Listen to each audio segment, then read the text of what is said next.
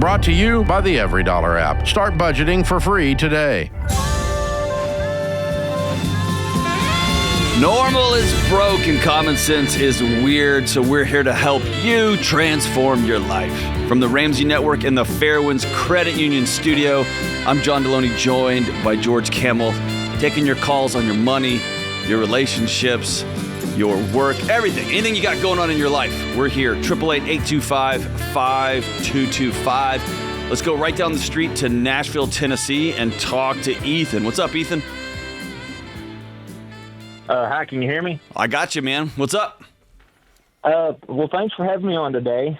And I was calling because my wife and I were in baby step number 2, and we've made some pretty good progress. But we've made it to our final. We call it the big dog. It's our final big payment, and it's a student loan of $118,000. Whew! And that's one loan. It's at a 6.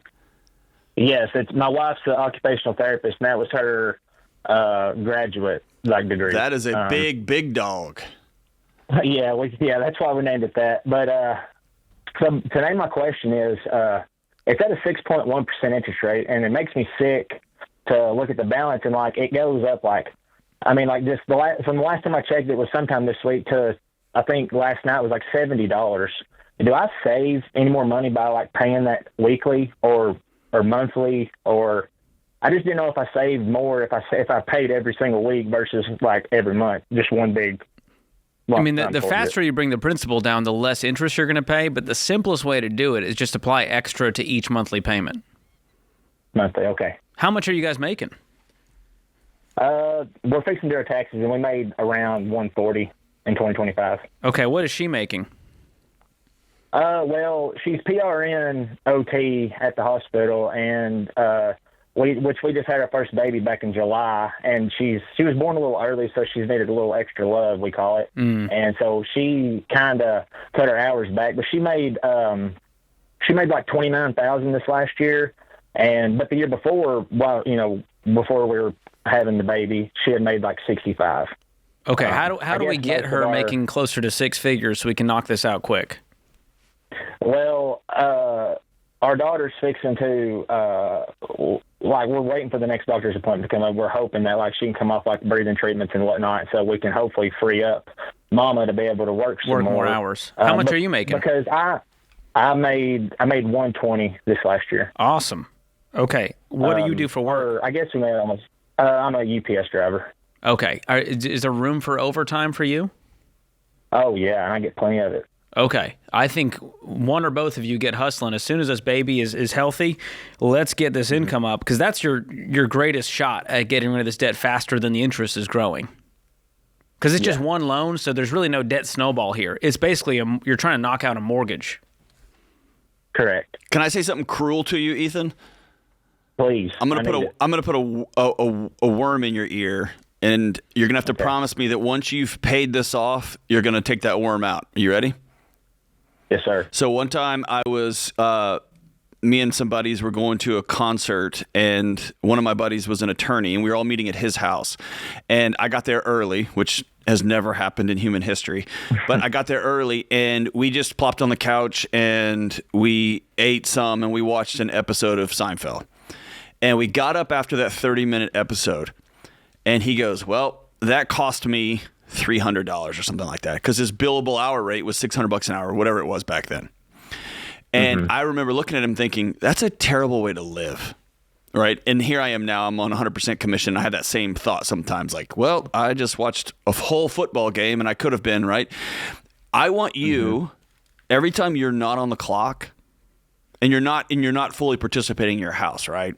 But I want you to think, man, that hour I just donated this much more money in interest to that bank. And use that as fuel to say, I'm going to pick up 2 more extra hours in overtime today.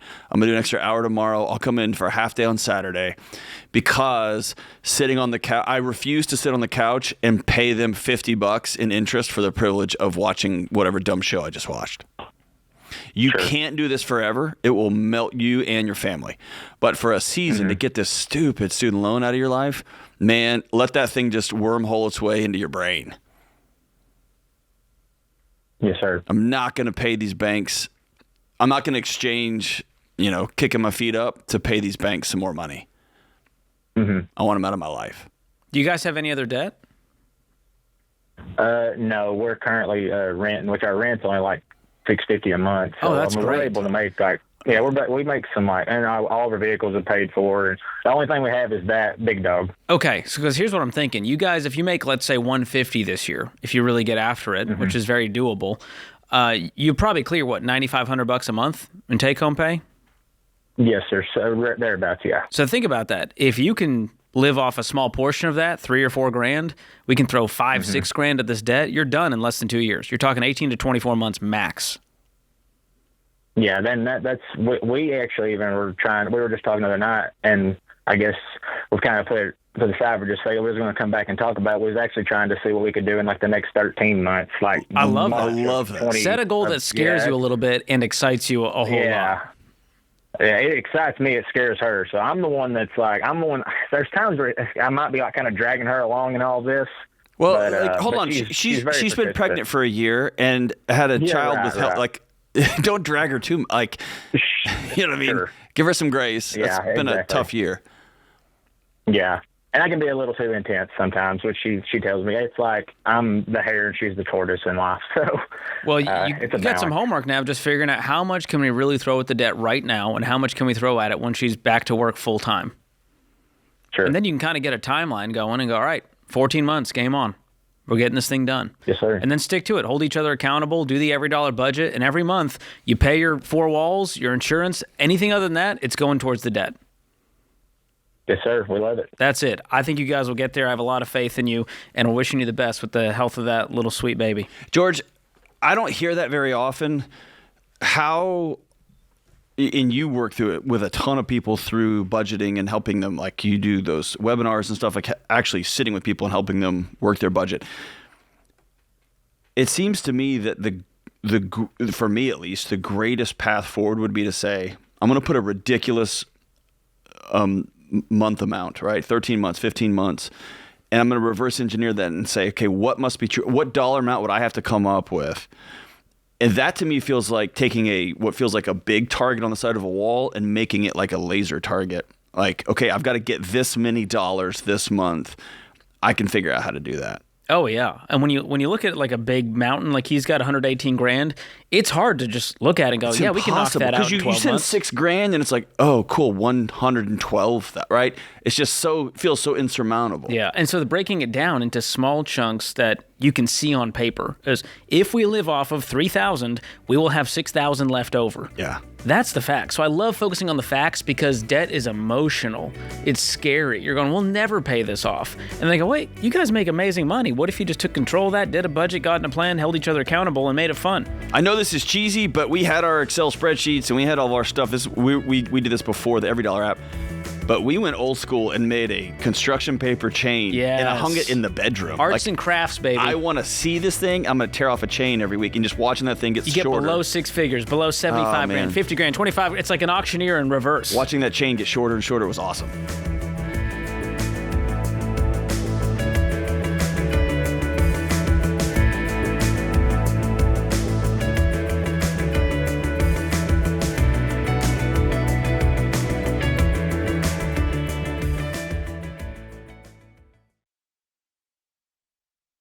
If debt collectors won't stop calling and you feel like you're drowning, you don't need another company selling debt relief dreams. You need real-world help, and that's why I recommend Guardian Litigation Group.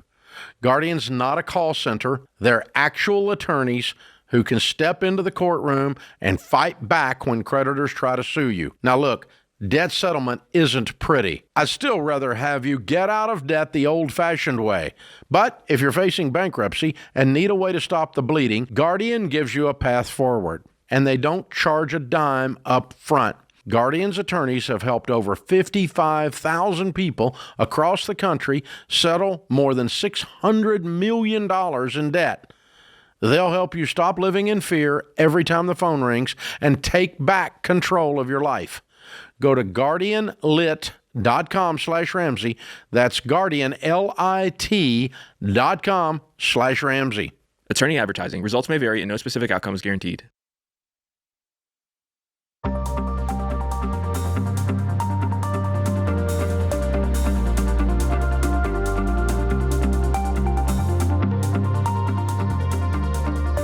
All right, let's go out to Columbia, South Carolina, and talk to Dustin. What's up, Dustin? Hi, thank you for taking my call today. Is your car okay, My Dustin? question- Yeah, you good? I was rolling up the window. Oh, there you go. Sweet, sweet. My question is, do you risk setting yourself back on the baby steps and your goals to help family in need? Here's the situation. My dad lost his business last year, and ever since then, it's been a process of losing just about everything. He is going to lose their car, the family car, and he came to me and asked if he could borrow one of my wife and I's cars. We have two. We have a truck that I use for work and an SUV, a midsize SUV that my wife uses. Here's the thing that would complicate it. We have a baby. We have another baby coming in September, and that would, create its own problems with the growing family. Plus, my dad would likely need the car for probably the rest of the year, I'd say. Probably till at least around the time the baby comes, and my wife and I would look at saving for a new car. Yeah, we just finished baby step 3. Let me take this off the table for you. Yeah. Y'all are not in a position to do this. Like at my house, I have an old farm truck. I could give that truck, I could loan somebody because I've got my car that I get to work with. My wife has the car that she gets to work with, and we both shuttle kids around.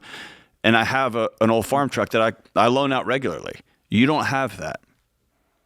No. And so you're not in a position to, this isn't about setting yourself back. This is about your dad put a pretty heavy burden on you. And I don't know him. This could have been a manipulative move you've dealt with your whole life, or it could be a guy who's just at desperation level right now. But the reality is you don't have it to give. Right. You don't have it to give. And that's heartbreaking. Now, you can help him work through this in other ways because he's probably in a cloudy spot right now, but it doesn't mean that we're going to be in the car giveaway business. So what happened to his vehicle? Did it get repoed? Did he have to sell it? It's going to be. He doesn't have the money to dig out of the hole he's in, 2 payments behind, and he's upside down on it. And when you say he lost the business, what does that mean?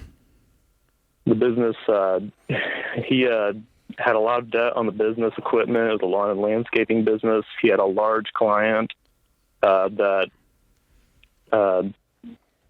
dropped him, and then he had another customer refuse to pay him about $15,000 of services last year. So okay, but he has the business is equipment. gone. He can sell off all of the equipment and hopefully No, the walk away with equipment's something. gone. It's gone? What do you mean? Everything's gone. Some of it was repossessed. Some of it he sold and paid off some of the loans. But he doesn't have any equipment left. Okay, and what's he going to do for work, for income right now? Right now, he's working at a hardware store, making about $20 an hour, but he has another job lined up now that'll pay him about twice that. Great. Starts in April. So he's not just sitting on the couch feeling sorry for himself. He's out there hustling. Yes. Good deal. Yes, he is. That's noble. That's good. Good deal. And what's his transportation right now? Is it still the car that's about to be repoed? And can we sell it before it gets repoed or catch up on payments and sell it?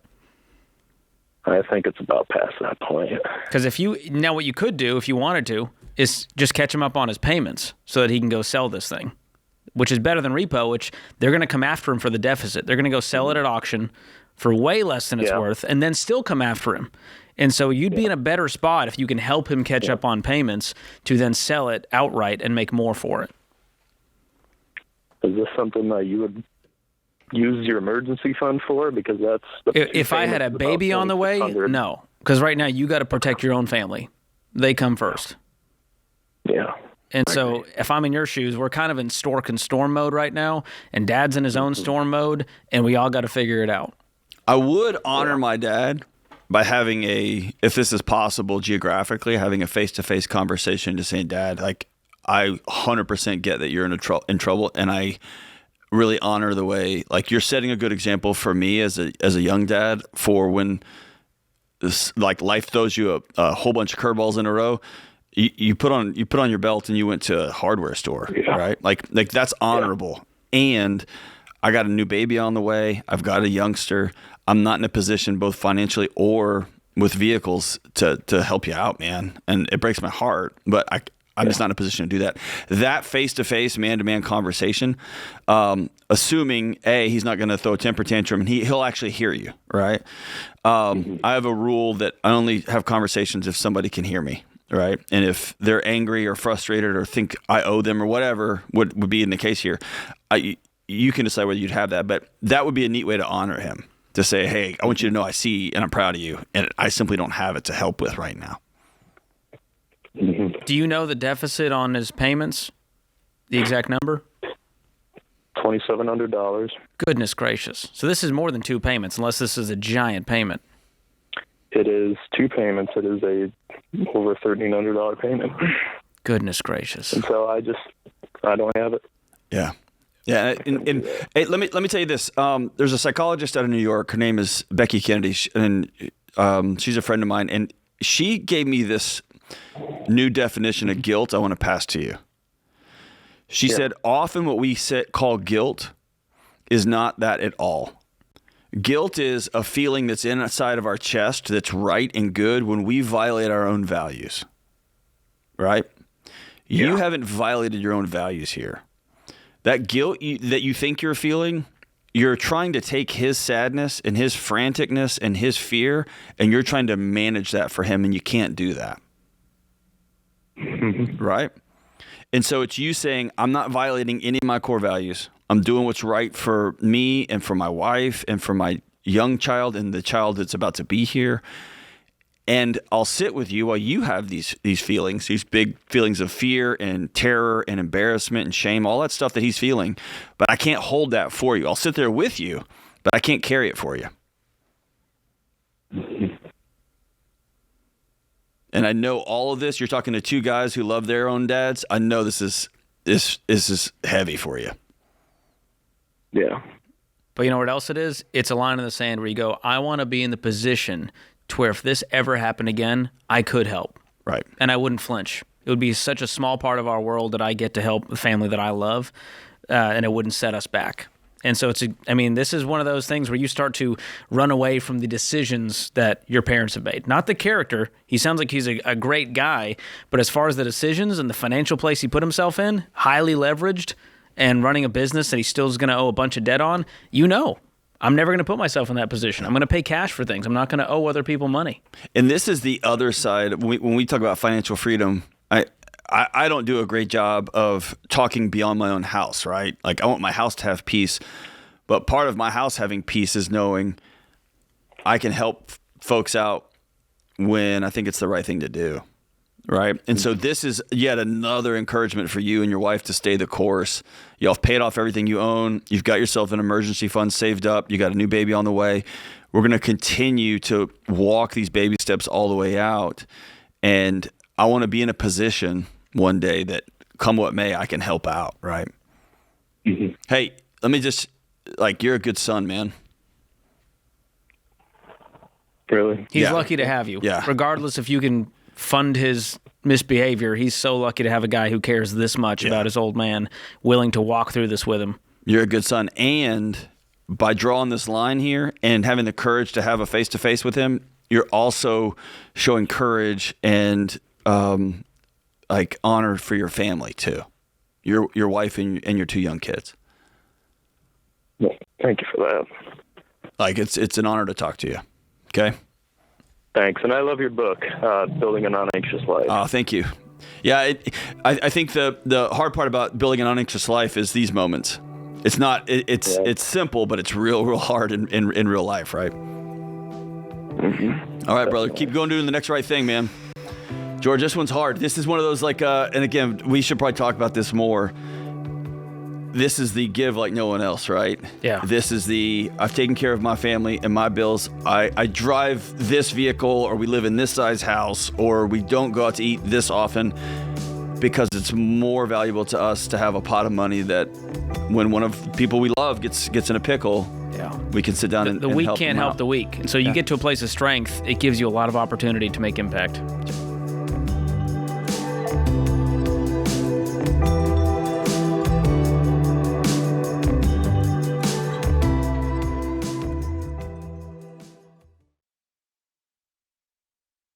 finally, mortgage rates have dropped. And you know what that means? People who've been sitting on the sidelines are about to jump back in to the housing market. So if you've been waiting to buy, this could be your window, but you've got to be prepared and do it the Ramsey way. You need to contact Churchill Mortgage. Their Home Buyer Edge program gives you peace of mind in a wild market.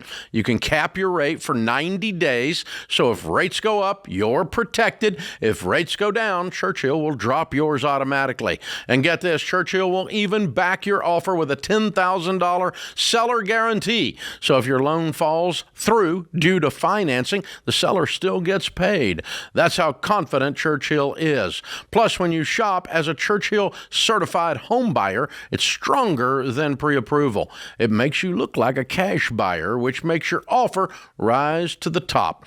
So don't let this moment pass you by. Get ready now. Go to churchillmortgage.com to get started today. That's churchillmortgage.com. This is a paid advertisement. Homebuyer Edge and Seller Guarantee are available for qualifying borrowers and select loan types only, and not available in all states or locations. NMLS ID 1591. NMLSConsumerAccess.org. Equal Housing Lender.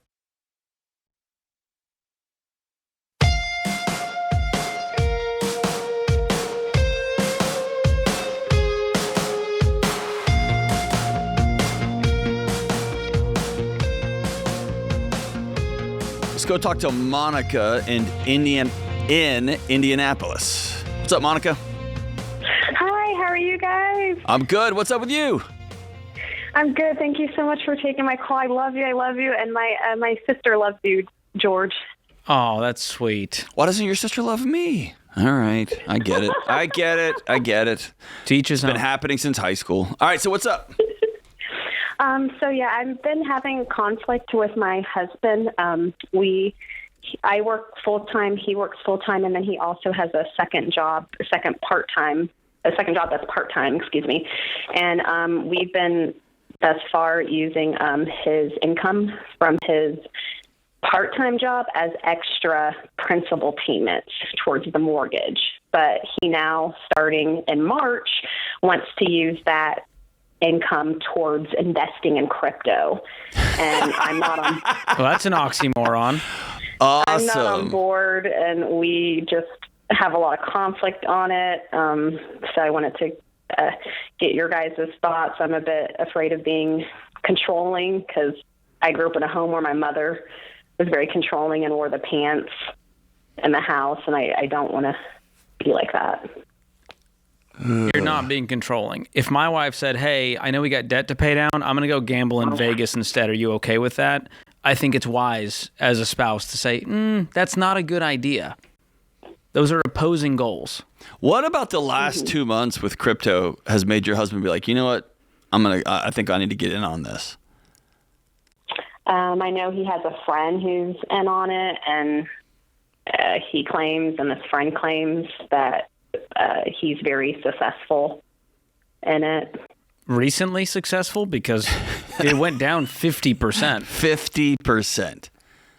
It's lost 50% of its value in the last 2 months. Which makes me think, well, maybe he's trying to buy the dip. Everyone's going, now's the time, man. It's going to climb back up to 100,000. And maybe it does. I'm not here to, play back the tape a year from now and be wrong. That's fine. I just think there's a guaranteed outcome of paying down your mortgage. There's a guaranteed interest rate, which is your mortgage interest rate that you're making by paying down this mortgage. So really what this is, there's a difference in risk tolerance, and you guys have different definitions of winning. So you're just not on the same page. You value different things right now in your marriage. Okay. So it's really a conversation about unity. And he thinks, well, this is our path to financial freedom. And you're going, nope, my financial freedom looks like less risk, not more. And keeping this conversation, the fight about crypto, you're never going to get below the surface of the water. Y'all are going to make a lot of splashes, and you're going to take in a lot of water up your nose, but you're never going to get to the actual issue, which is under the water, which is, hey, we made an agreement that we wanted to never owe anybody any money again. And you're violating that agreement. Okay. And that's the real issue. This is a trust issue, right? Yes, definitely. Yeah. And often, I wonder if your mom ended up wearing the pants because that's who she was, or if she ended up because over time she felt like she had to. Yeah. I still don't want to be like that because unfortunately resent her way more than my dad when it comes to what they did with me financially as a child. I got that. And that's why it's imperative for you to not fight this on the surface. Don't engage in a proxy war. This is not about crypto. This is about him feeling like you can't tell me what to do. This is about him feeling bored. This is him feeling prideful, FOMO, right? Fear of missing out. And this is about you saying, hey, we made a deal. And you're violating our core, have the true conversations underneath the thing. Okay. But just for whatever it's worth, George and I are 100% on your side on this one.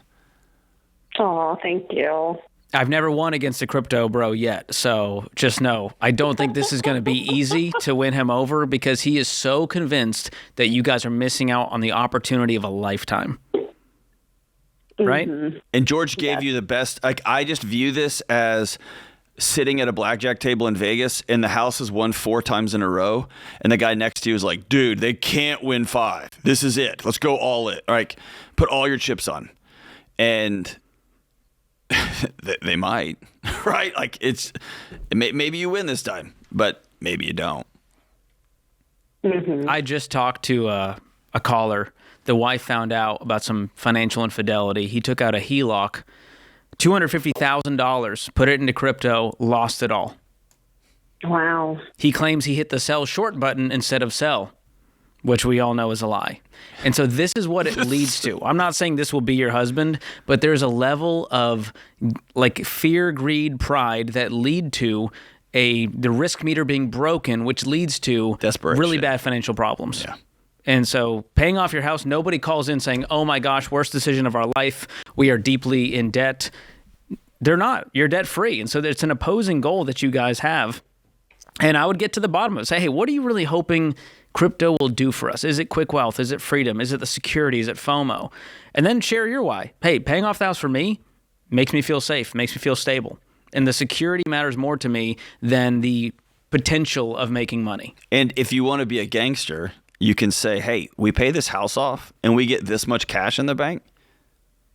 You can use all your fun money to buy some crypto.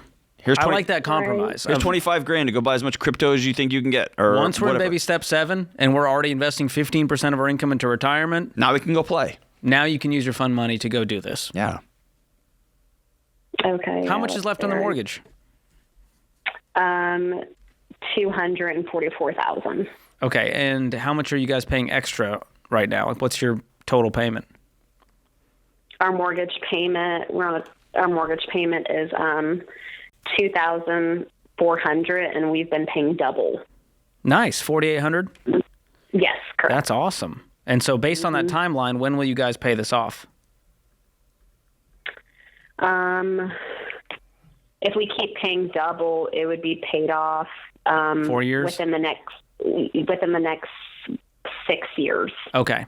My guess is he goes, man, 6 years is a long time to be paying double. It would be easier if I could 10x my money and put it into crypto, and then we could pay off the mortgage. Is that his thinking? I think so, yes. He wants to shortcut this and speed up the process. Mm-hmm. Okay. I always go back to this proverb because it's so grounding for me. It's Proverbs 13:11. Wealth gained hastily will dwindle, but whoever gathers little by little will increase it. And you know what? You know what get rich quick is? It's wealth gained hastily. And when you do it little by little, you tend to lower your risk, increase your peace, and you stick with it. You're not going to make any rash decisions when you worked really hard to get this money or pay down the debt. You're not going back in because you sacrificed for it. I can't imagine how many people who have leveraged their souls and watched it all get cut in half the last couple of months. Yeah. Like, I don't have a penny in crypto, but even it makes my stomach hurt just thinking. It's 24/7. At least the stock market closes.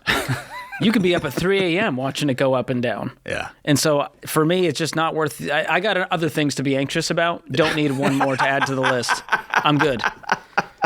I got a dog on 2 legs right now, so let's worry about the real things. You got a dog life. on wheels.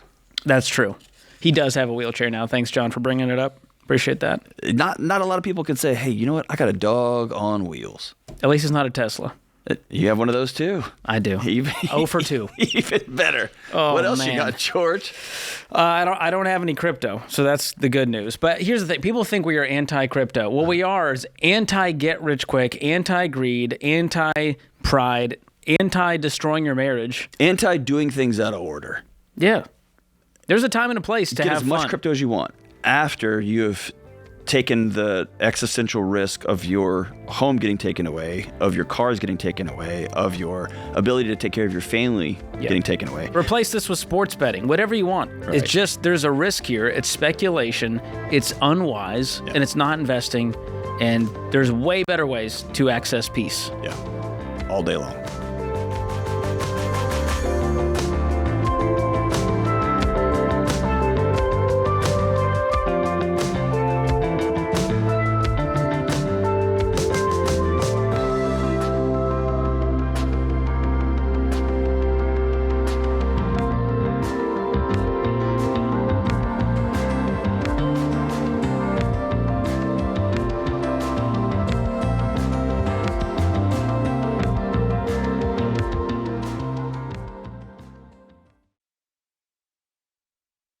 You've worked too hard to get control of your money just to let strangers control your data. Think about it. Just about every time you sign up for a newsletter, grab a coupon code, or start a free trial, your personal info, like your name, email address, phone number, and more, gets scooped up and sold by data brokers.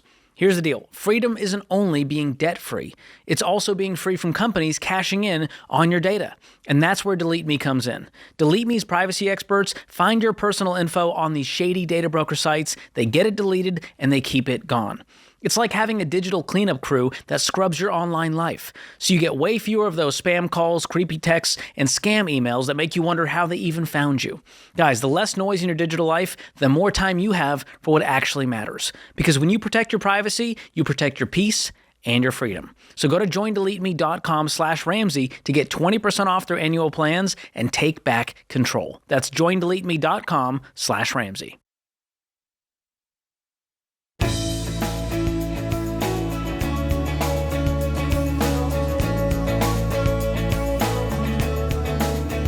If you have a simple tax situation, like you haven't had any major life changes or big investments, you got to use Ramsey Smart Tax. Ramsey Smart Tax is affordable and keeps filing simple. Plus, it has built-in support in case you need a little help. I run my taxes through it every year before I send it off to CPA, and it is awesome. It's easy, it's perfect, it's good. Filing early means getting the best deals, and you can get that tax stress off your shoulders. So as soon as you can get all your tax documents, go to RamseySolutions.com/SmartTax and start filing. Let's go to Manchester, New Hampshire, and talk to Terry. What's up, Terry? Hi. Thanks for taking my call. Of course. Thanks for calling. What's up? So I'm just looking for a little bit of advice. I'm 60 years old. I just ended a career in which I'm receiving a pension, and I've started a second career, which I'm hoping to work for about the next 10 years. And I'm just wanting to make sure I'm on the right track as far as what I should be investing over the next 10 years. Very cool. What's your new side hustle? I mean, it's not even a side hustle. What's your new career? Yeah, I'm consulting. Excellent. So I started an LLC. I'm debt-free except for my house. I only owe about $60 on my house. But all I have right now is that pension. It's about $47,000 a year. And I know that's not going to be enough. And I'll tell you, I don't have anything else because of a couple of things. First, I just found you guys a few years ago. But I also have a special needs adult son.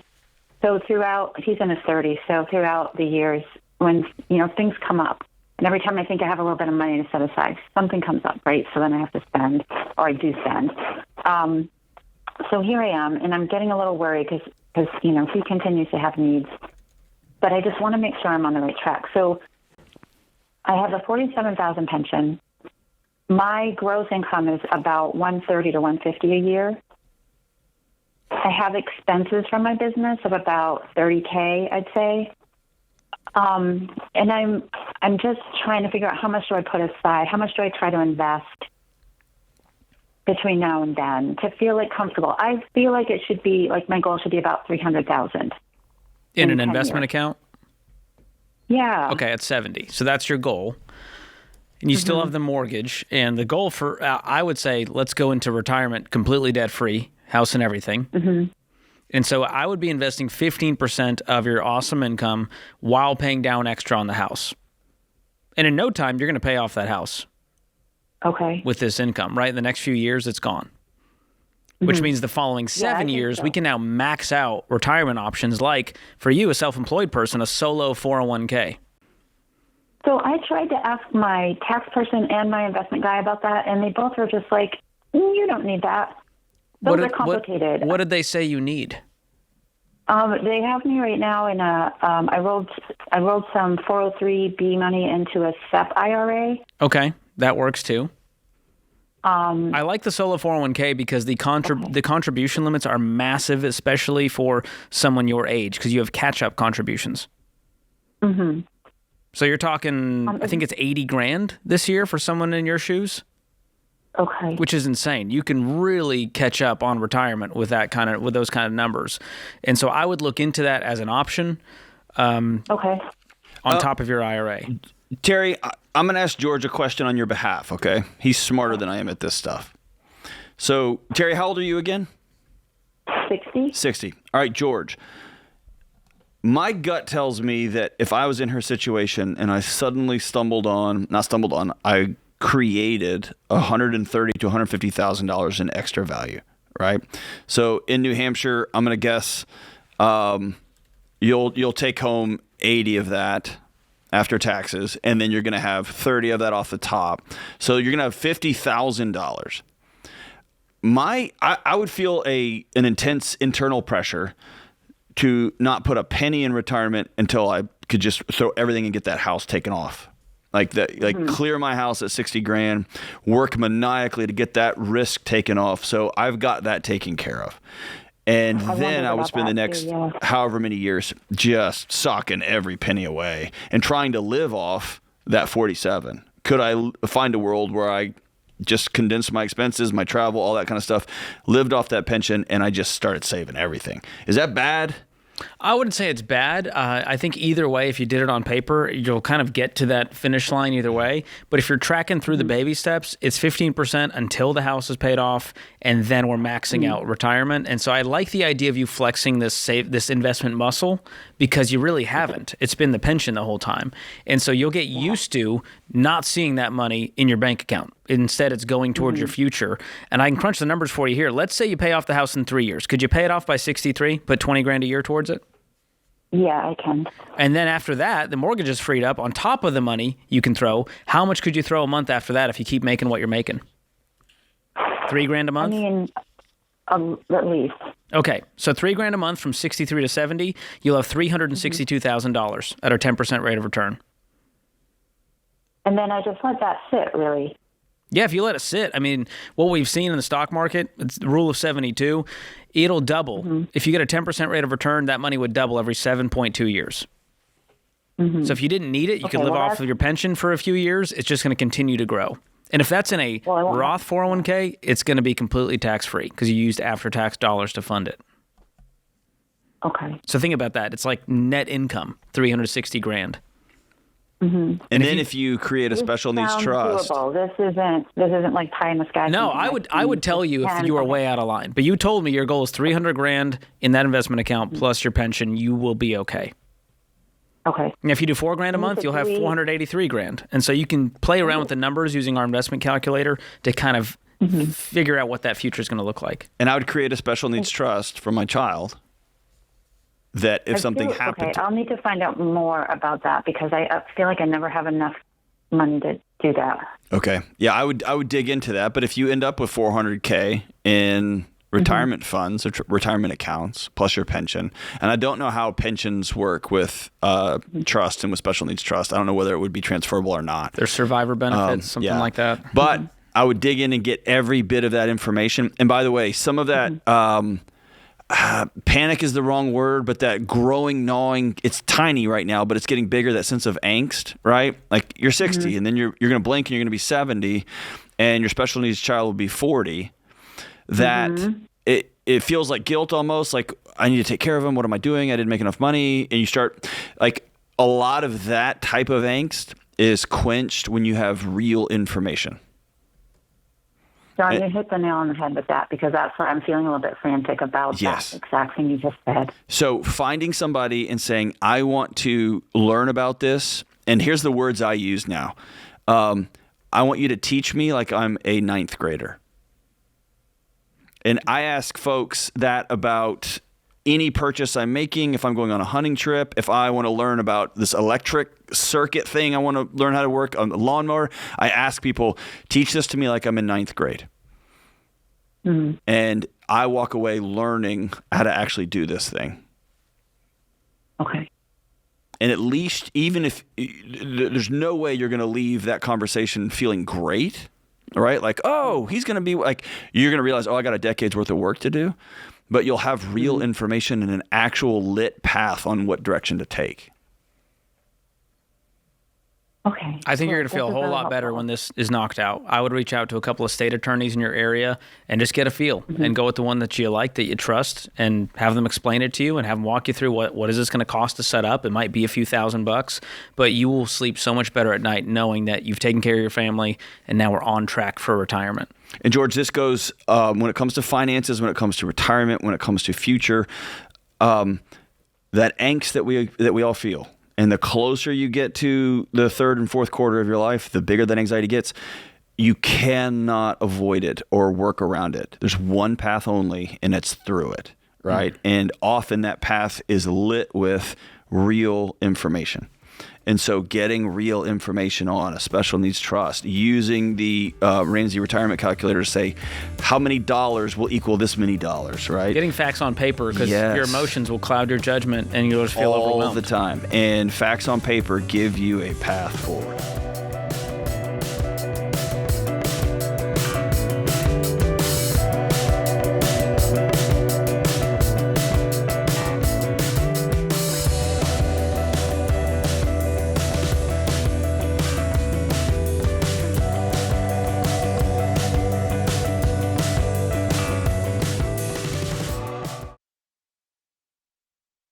Statistics show that half of Americans don't have enough life insurance, or they don't have any at all. I don't understand this, John.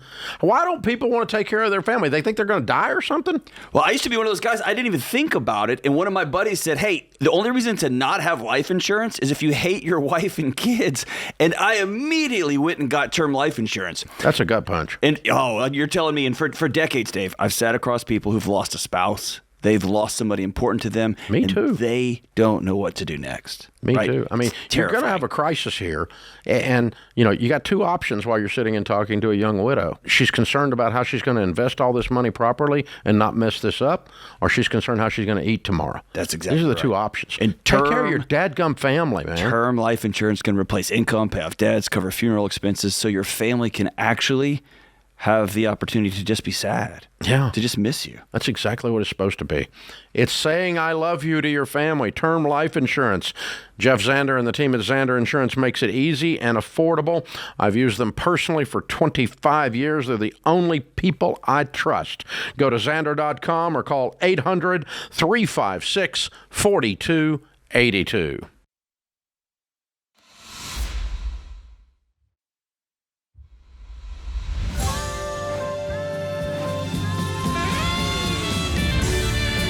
Welcome back to the Ramsey Show in the Fair Winds Credit Union studio. I'm John Delony, joined by George Kamel, taking your calls. 888-825-5225. Let's go out to H-Town and talk to Gary. What up, Gary? Hey, guys. How are you? We're good, my brother. What's up with you? Good. Oh, not too much. Really enjoy the show. My question is, I've been happily married for coming up on 26 years. I hit the wife lottery. We've been sort of financially very fortunate during our marriage, and at this point we're in a very good place financially. But we have never really followed or kind of strictly adhered to any sort of budget during that entire time.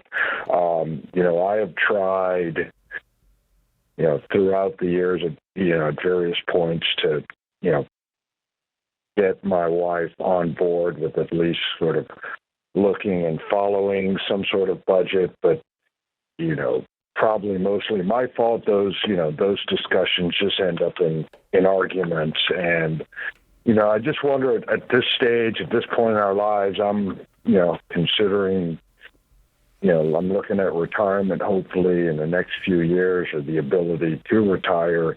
Is it worth it to continue to try and fight that battle? And, if we've made do and gotten by with the way we've been doing it, is it worth it to try and, try and continue to get her on board? I have like a physical aversion to the words "just getting by." Yeah, maybe I shouldn't say, maybe that's the wrong word as far as, we're just in a, we're in a good place. Have y'all just out-earned your spending for all of your marriage? Pretty much. Okay. Pretty much. So let me ask you this. And that's just been me on a single, and that's maybe just being lucky on how we are. It's being me on a single salary that whole time. But yeah. So just talking to you and me and George and a couple million people, just us three guys. Why do you want her on a budget? Well, so it's, of course, as we consider retirement, the spigot, the earnings spigot is gonna turn off, and we want to, frankly, we want to be, I want to be able to sort of stress-free live the retirement we both want. So if you sit down with her, and talk about a budget as a path to, and I'm going to use language that Texas males don't use, okay? Right. If you sat down with your wife and said, hey, we're heading into retirement. Our life is about to change dramatically. Time-wise, financially, all of it. And I won't feel safe in my own skin unless we have a plan with our money. Would you join me in that? Versus her feeling like a budget is you trying to control her. Right. If you were open and honest about, hey, I want to solve for peace in the fourth quarter of our life, the back half of the third quarter and the fourth quarter, and that means here's what peace looks like for me. I'd love to hear what peace looks like for you. And then how can we agree together on here's how many dollars are going to come in from our investments, from our retirement accounts, et cetera. And here's what it costs to live our life. And just live in that reality as a way to have peace and inside your own chest to feel safe. If she won't join you in that, if she looked at you and rolled her eyes and was like, I'm driving this Suburban, I don't care what you say, then A, you know what she truly thinks about you. And B, yeah, there is a futility to that because you've married somebody who doesn't care about you, really. Doesn't care about her, doesn't care about anything other than what I want right this second. My hope is that's not the case. My hope is for 20 years when you've brought up budgeting, it's been about you're spending too much. Why'd you buy this? We didn't need that.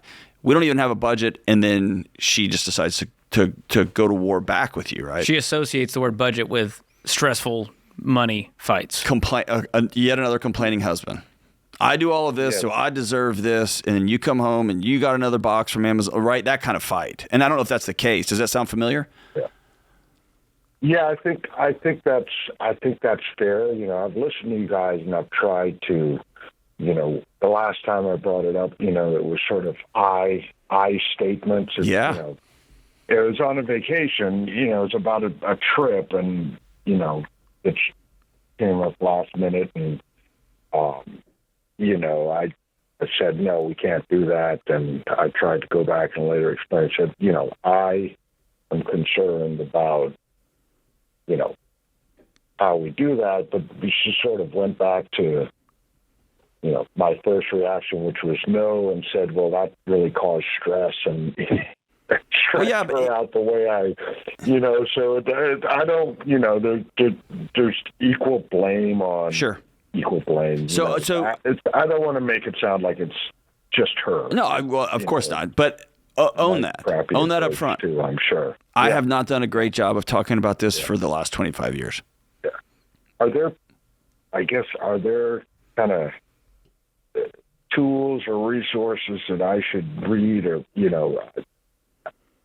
I don't. Maybe I'm just a bad at it, but I think it's just a different approach. I don't think you need to read a whole book. Yeah, I'm writing the book right now. Actually, I just left a meeting right before this show. I'm writing that book right now. It's just not out. It won't come out until October, I think. But so it's not out in the world that I know yet. Just save the word budget for the very end into the how are we going to do this? All right, we'll just make a financial plan. It happens to be called a budget, but start with the vision, the dream, the fear. What do we want our life to look like? Man, we've just floated through and we've done really well, but I have not done a good job leading us in this area and really crafting a vision for what's going to happen when I don't want to work or can't work anymore.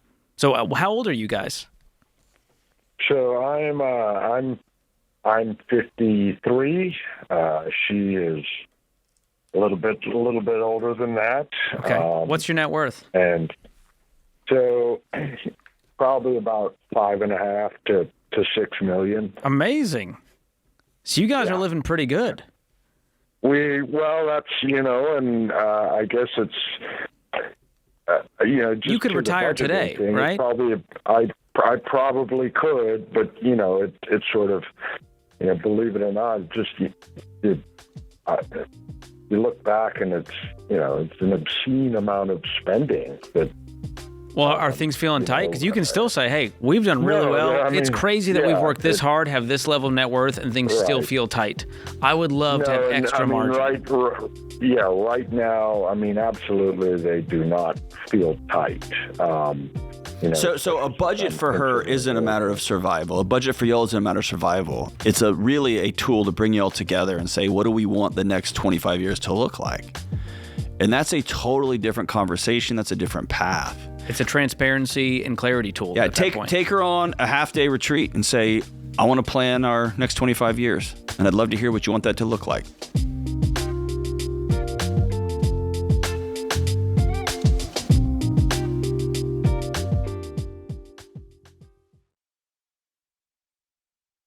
If you're waking up tired every morning, you don't need more caffeine, you need better rest. And that's why Casper mattresses are engineered to help you sleep deeper and wake up refreshed. And this isn't just one George's opinion. Thousands of 5-star reviews prove it. Plus, Casper mattresses ship free and come with a 100-night trial, so you've got nothing to lose. Sleep is a must, and you deserve the best. So go to casper.com/Ramsey and use promo code Ramsey for 25% off mattresses and 10% off everything else. That gives you up to $1,200 off the Snowmax mattress, which is the exact one I sleep on every night. That's casper.com/Ramsey, code Ramsey. Exclusions apply.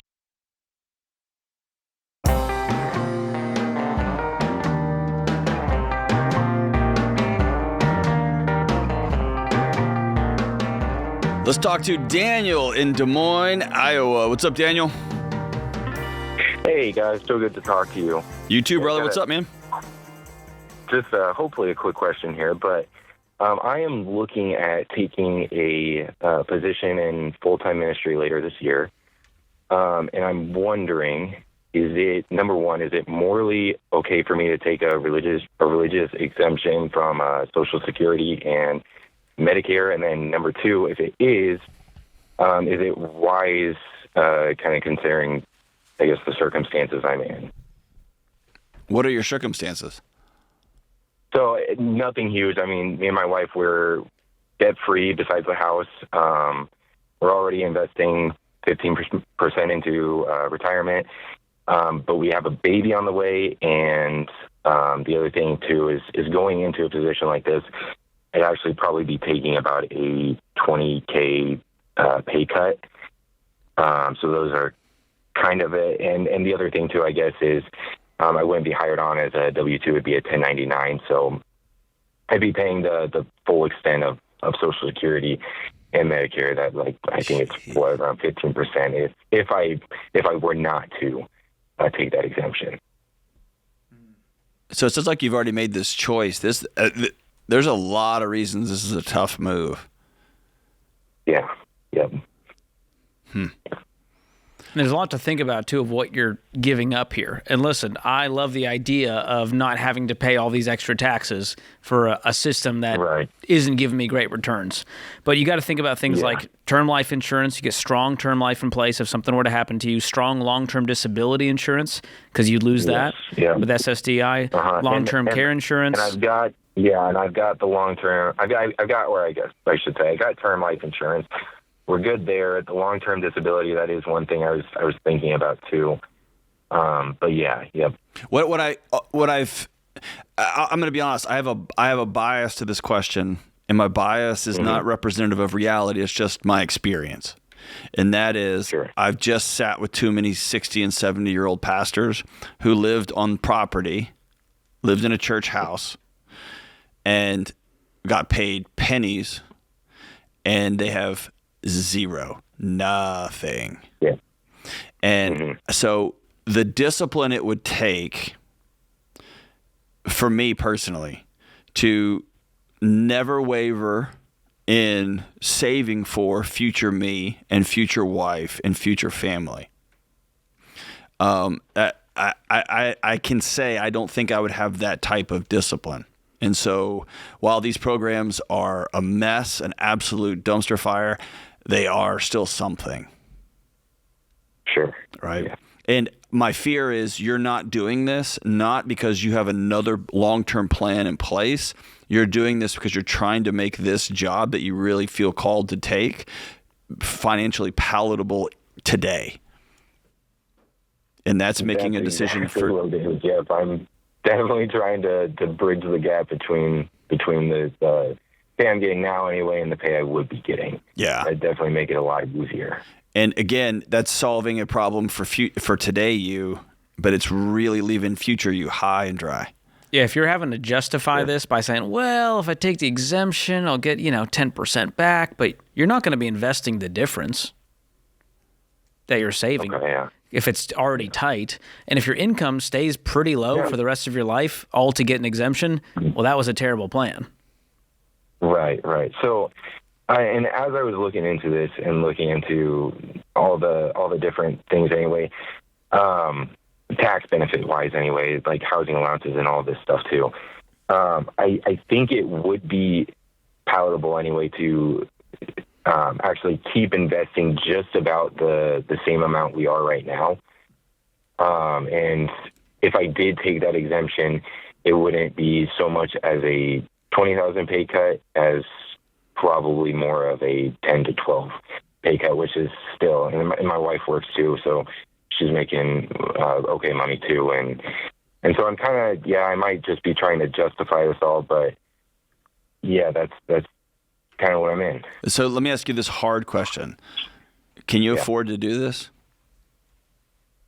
Yeah, it would be tighter, but I mean, we've looked into it and I've felt this call for probably the last 5 years. And even if I was to completely take a step away from the money side of it too, for our future family, I think this would probably be still the right thing to do. Just because of I know there's definitely different stresses in ministries, but the job I'm in now, I haven't been happy with since I got into it 6 or 7 years. Oh, there's few stresses like full-time ministry stress. I grew up in the home of ministry. Yeah. It's chaotic, and it's noble and it's worthy and it's awesome, right? I have a gut reaction growing up in this household. A gut reaction to groups of church leaders who pay ministers very low and expect them and their families to show up in certain ways that are financially impossible, right? So that's my own baggage. I won't put that on you. Is this new job going to give you opportunity? Will you have time? I know a lot of ministers do stuff on the side. My dad had a mowing business on the side for seasons, or he did janitorial work to help make the bills during those seasons. Do you have opportunities where you could do that too? Yes. So I'm working as an electrician full time right now. Okay. So outside of that, there's definitely, side work I could be doing on the side if we really needed it to. And the other thing too that makes me a little bit more comfortable with this is I've seen the same as you, like ministry positions typically do not get paid very well. This one is definitely on the higher end of what would normally get paid for this position. So it's definitely more palatable in that way too. Okay. But yeah, there is other ways I could be making income outside of it. And again, I want to say this out loud. We don't do ministry for money. I mean, we don't do it to get rich, right? Yeah. And yes, that's sure, yeah. that's like get struck by lightning kind of thoughts. Like I want to do this so I can get rich. Like, yeah. That's not why we do this. Uh-huh. But also there is a reality. It's very, very expensive to be alive today. Right. Very, very expensive to have a child and to feed and clothe that kid these days, right? And educate that kid. It's insane. And so there is a reality to it also. Right. Yeah. Yeah, and that's one of the other things that is kind of just weighing on this decision anyways. We got a baby on the way coming in September, and it's our first one anyway. And, I want to take care of my family too. Yeah. And maybe you take this job and you keep hustling on the side for a season to stack cash. Right. And you and your wife shake hands and say, we're going to have a really busy 6 months until the smoke clears on our new job, our new life, when we have we can do all the math on paper we want, but there's a lived reality when this is the only amount of money in the checking account and this is the bills we have, right? And you had a new mouth to feed on top of that. And your wife comes home and says, hey, I just can't stomach going to work anymore. And are we setting ourselves up for, this new value is going to emerge and we can't afford to take that value, right? Because you have to work because I took this job. It removes your options and flexibility. Yeah, that's right. So it might be that, hey, I'm going to keep working electrical work on the weekends and I'm going to keep working electrical work on the evenings and doing odd jobs and whatever so that we can be as flexible as possible so we can have peace in our house. Right. And by the way, you'll have to pay Social Security on that side work. And so you'll never escape the system, unfortunately. I definitely knew that. Yeah, and again, I always want to tell you, what would I do in my house? I pay into Social Security and Medicaid. And so, George and you? Yeah.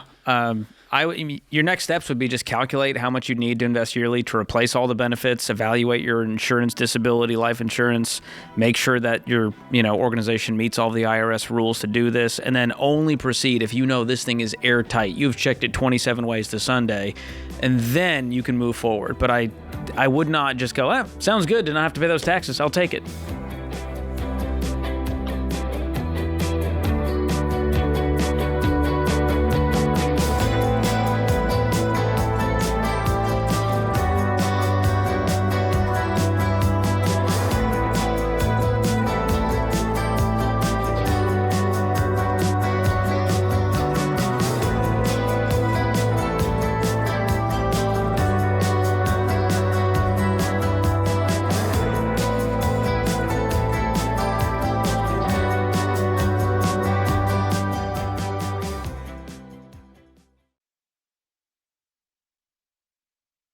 Owning a business can be a heavy load. You want to serve your customers well, make a healthy profit, and grow. And your team, family, and customers are all counting on you. And now everybody's talking about AI like it's magic. And you're wondering how to keep up. You're carrying a lot, but you don't have to do it all alone. That's where NetSuite comes in. Over 43,000 businesses, including Ramsey Solutions, use NetSuite to lighten the load by bringing all their numbers into one system. Accounting, inventory, CRM, payroll, the works. And now NetSuite's AI takes it further. Automating busy work, flagging inventory issues, spotting cash flow problems in real time, and catching risks before they hit. So you're not just closing the books faster, you're making decisions confidently. And when your numbers are right, that takes a lot of pressure off your shoulders. And yeah, switching systems is a big move, but NetSuite's Suite Success process gets you up and running fast. Go to netsuite.com/Ramsey for a free product tour and to schedule time with a NetSuite rep. That's netsuite.com/Ramsey.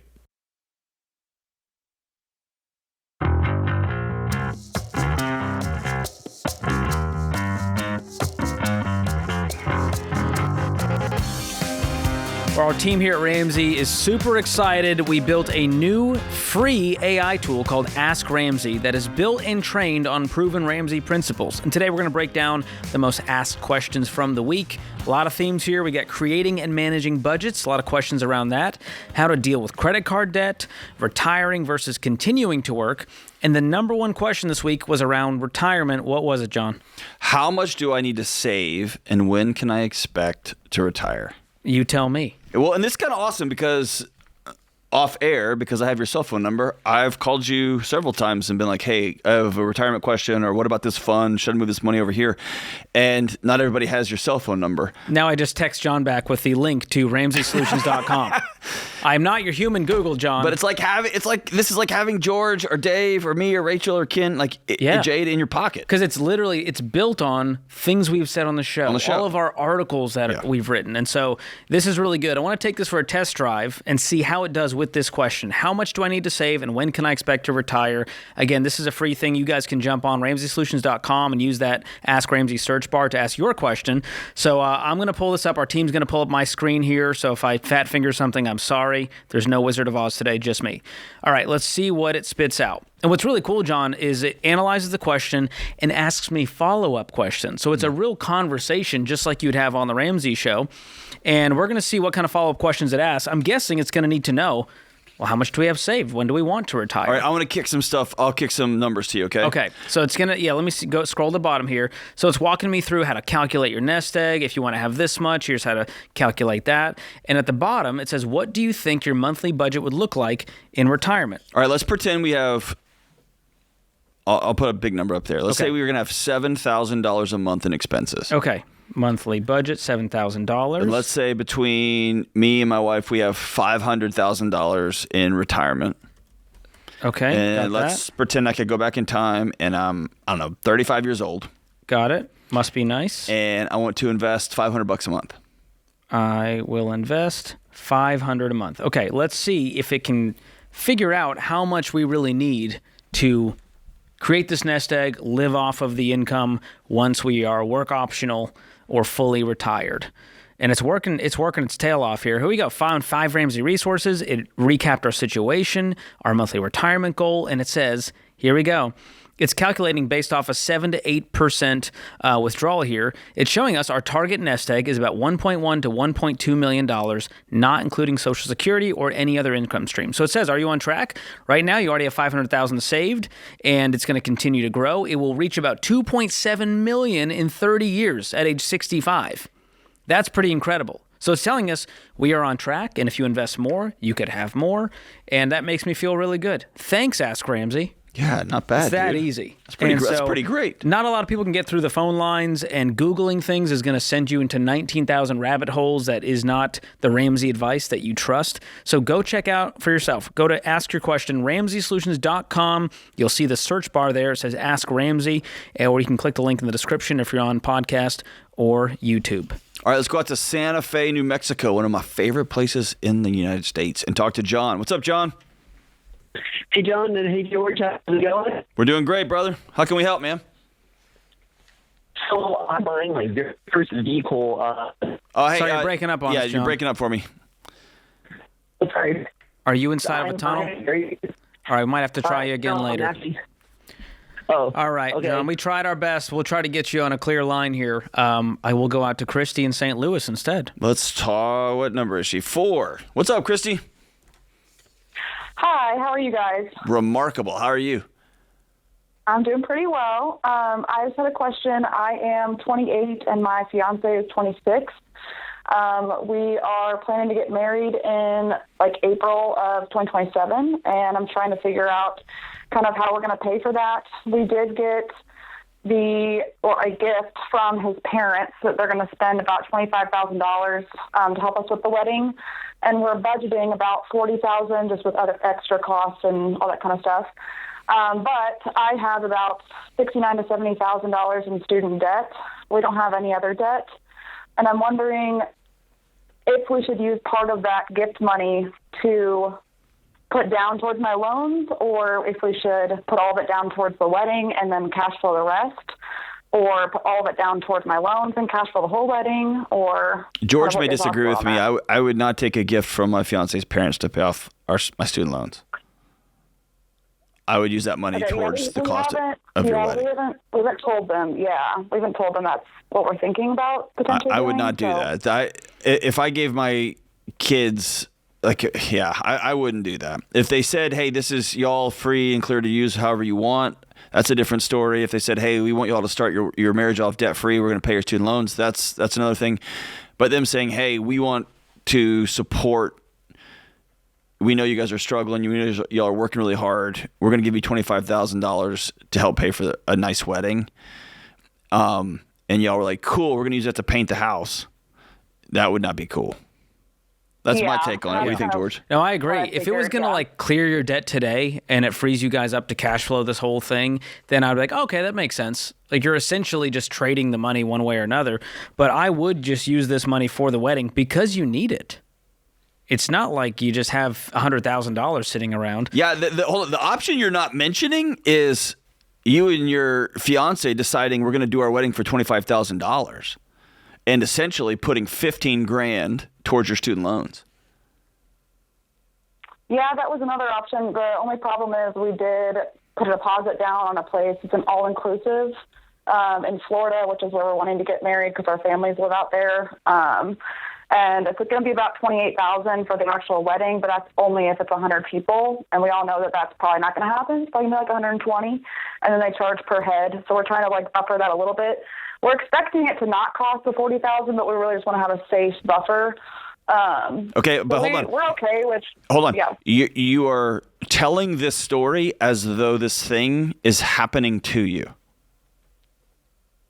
And I want you and your fiance to get back in the driver's seat of your own lives. The only things that are going to happen with this wedding are what y'all sign your name to and what y'all allow. It's true. And so if there's only 100 spaces, there is only 100 spaces. And we're going to have to be grown-ups and tell Aunt Edna's cousin's sister's dog's roommate, you can't come. Yeah, and I'm very okay with that. I'm very much I'm a boundary, and I don't need these cousins at my wedding, but he's on the other side. He's got a really big family. Well, and I can guarantee you his parents' $25,000 investment is going to... There's strings attached. There's strings attached. That's and right. Edna will be on the invite list. And so that might mean, what are you in for this wedding venue if you canceled today? We put $500. Sorry, $500 down for the deposit. All right, I would much rather lose $500 than $15,000. And we could pay a $500 stupid tax and say, "Whoa, let's get back in the driver's seat."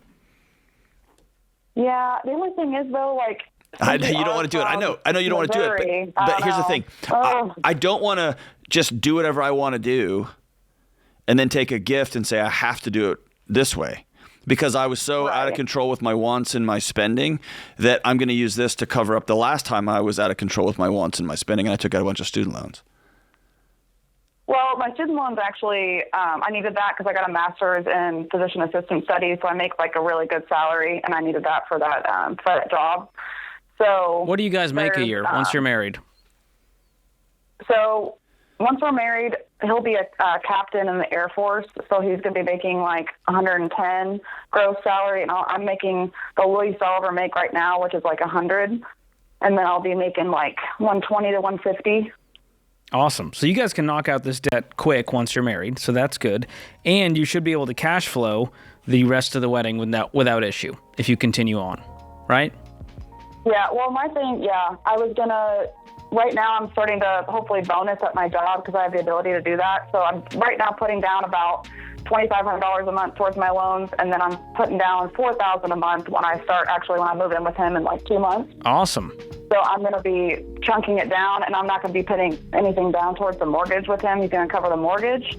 So that's going to be a godsend. But then I was also thinking, to get Gazelle Intense, why don't I just also, in addition to my 50 hours a week, go pick up, a DoorDash job and then dude, before you're married, spend every spare moment you can stacking cash and getting this debt off.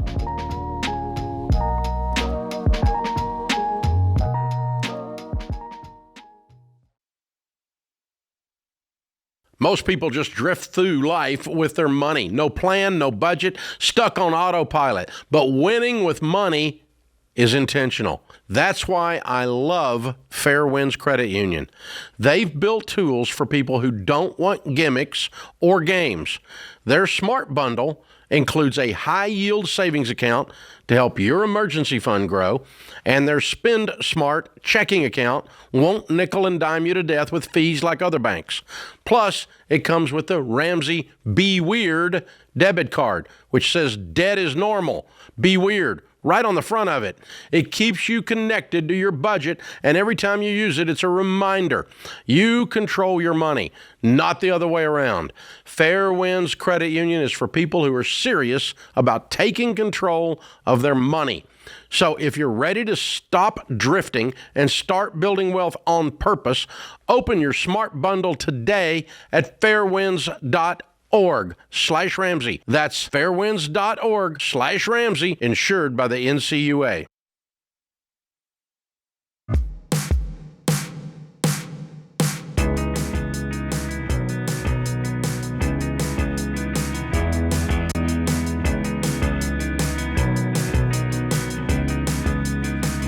Buying or selling your home is a big deal. Man, buying and selling a home makes me so anxious all the time. And with all the clickbait headlines and conflicting data out there, it's hard to know what's really happening in the housing market. And I can almost guarantee you, whatever you're reading on social media is not reflective of reality. We are here to make the latest trends easy to understand. Here is real, honest data as of today. Median home prices dipped a little below $400,000 last month, which is typical for this time of year. Mortgage rates also dipped to 5.44 in January. That's down from 6.27 last January, giving buyers some breathing room. And since rates are unpredictable, the best time to buy is when you're financially ready, not when you're trying to guess when home prices are going to drop or when rates are going to drop or whenever you think you can time the market. When you're ready. To learn more about housing market trends and to get free tools to help you buy or sell your home with confidence, go to RamseySolutions.com/market or click the link in the show notes if you're listening on podcast or YouTube. This is a great, great resource. I love it. All right, let's go back to Santa Fe, New Mexico and try John again. Hey, John, what's up? Hey, how's it going? Much better. Time? We can hear you well. What's up, dude? Yeah. The reception in this building is not very great. I'm doing good. So I am buying my first vehicle this coming up Monday. I'm buying it from a coworker at work. She is selling it for $2,000. The truck is worth about $3,000. I'm trying to figure out how much insurance coverage I should get on it. I've been checking different policies. I've been checking, getting quotes from 2 or 3 different companies, trying to figure out which one's better with, claims and rates and all sorts of different things.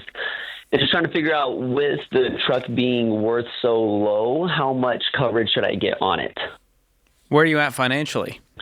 So I'm just started working at my first job within the past, I think I've been about here 6 months or so, 6-7 months. So I have about a little over, I believe, $1,500 saved in my emergency fund. Okay. I have just under $4,000 in my car fund. So I have plenty of money for the truck and also for repairs. And then I have a pretty good main checking account as well. So I'm financially stable from where I'm at the moment. Do you have any debt? I do not have any debt. Okay. So let's talk about Hold on, can I just shout you out for getting a $2,000 truck and not getting your first job and going out and buying the biggest, dumbest truck you can get like I did? Good for you, brother. I didn't know those exist. My parents have taught me well. Well, can I ask what truck this is? Because I want it now. Yes, it's a 2000 Toyota Tundra. Oh, yes, epic. Yes, Gen 1, dude. Did you get a pre-purchase inspection on it? They got an inspection a few months ago whenever they were first talking about selling it. And so I know what needs to be fixed, and they've been doing some minor things like spark plugs and oil changes. That way, all I really need to do are a couple major things. Okay, cool. And you have the money set aside for that? Yes. Bro, I have a Gen 1 Tundra, and I love it. I love it. Well done. So you're talking about how much coverage should you get because it's so cheap? Yes. All right. So the one you definitely need, it's non-negotiable, is your liability insurance. Correct. I like to go 250, 500, 250. That's your split on that. And that's because if you hit somebody, the chances of their car being 50 grand is... Yep. That's $250K per person bodily injury, $500K per accident bodily injury, and $250K property damage. So that's the part that it doesn't matter what car you're driving, you need to protect everything else. Okay. So beyond that, we're talking comprehensive coverage, which is, theft, fire, weather, all of that. If you're like, hey, I could probably cut this because I can replace the car. If it were to burn up, I can just go buy a different one. And then same with collision. If there was damage to your car from an accident, insurance isn't going to write you a check if you don't have that. So if the car's paid off, it's older and low value, which yours is, and you could replace it from savings, then I would do it. What you might want to do is hang on to get all of these coverages for now, and then drop it once you're in a better place financially, once you have 10 grand in an emergency fund. Okay. Because you're riding it fairly tight between the money you have for the car fund and your emergency fund, to where you get one more emergency on top of the car being, done. Now we got a real situation on our hands. So I would personally get it for peace of mind so I can sleep good. And once I'm doing a little better, more money in savings, then you might want to look at dropping, collision or comprehensive. Okay. And then also with the collision comprehensive, would it be a smart idea, because I'm using my car fund for repairs and also saving up for a new car, like a better car, a few years down the line, I'm going to pretty much ride this one to the ground if I can. So would it be better to get a $500 deductible or a $1,000 deductible? If you can swing the $1,000 deductible, it'll lower your premium. And so because you have the money and you could handle the extra $500 of risk, I would take that. Okay. And the one other thing you should look into is uninsured and underinsured motorist protection. Mm-hmm. If medical expenses, if you're hit by an uninsured driver, hit and run injuries, we're seeing more and more of this, sadly, where the person driving the car didn't have insurance, and so you're not getting anything. So that's worth having. And what I would do is jump on to RamseySolutions.com/insurance, and we have trusted pros, a whole network of them across the country, including in Santa Fe, that can help you price all of it out and say, hey, what would it be if I added this? Okay, what if I took that away? What coverage do you think I should have based on my situation? They'll walk you through all of that so that you're confident in what coverage you're getting and getting you the best price, because they'll shop the top companies. And John, let me tell you, in my house, I have a new fancy Tundra. I have my wife's car, and I have my old Gen 1 Toyota that we use out for hunting trips and stuff like that. I have full coverage on the two nicer cars. I have liability on the Tundra. And basically, I'm just making a deal with the devil that if I wreck it or somebody hits it, it's just gone. Okay. And so, but I do, even though I don't have a payment on the other cars, I do, because those are nice and I want them to be replaced if something happens to them. So I pay more for that coverage. Now, I also want to tell you one more thing. I have a Gen 1 Tundra. I drove it for years before I spent crazy money trying to make it cool. Okay. Yeah, I'm not interested in bells and whistles.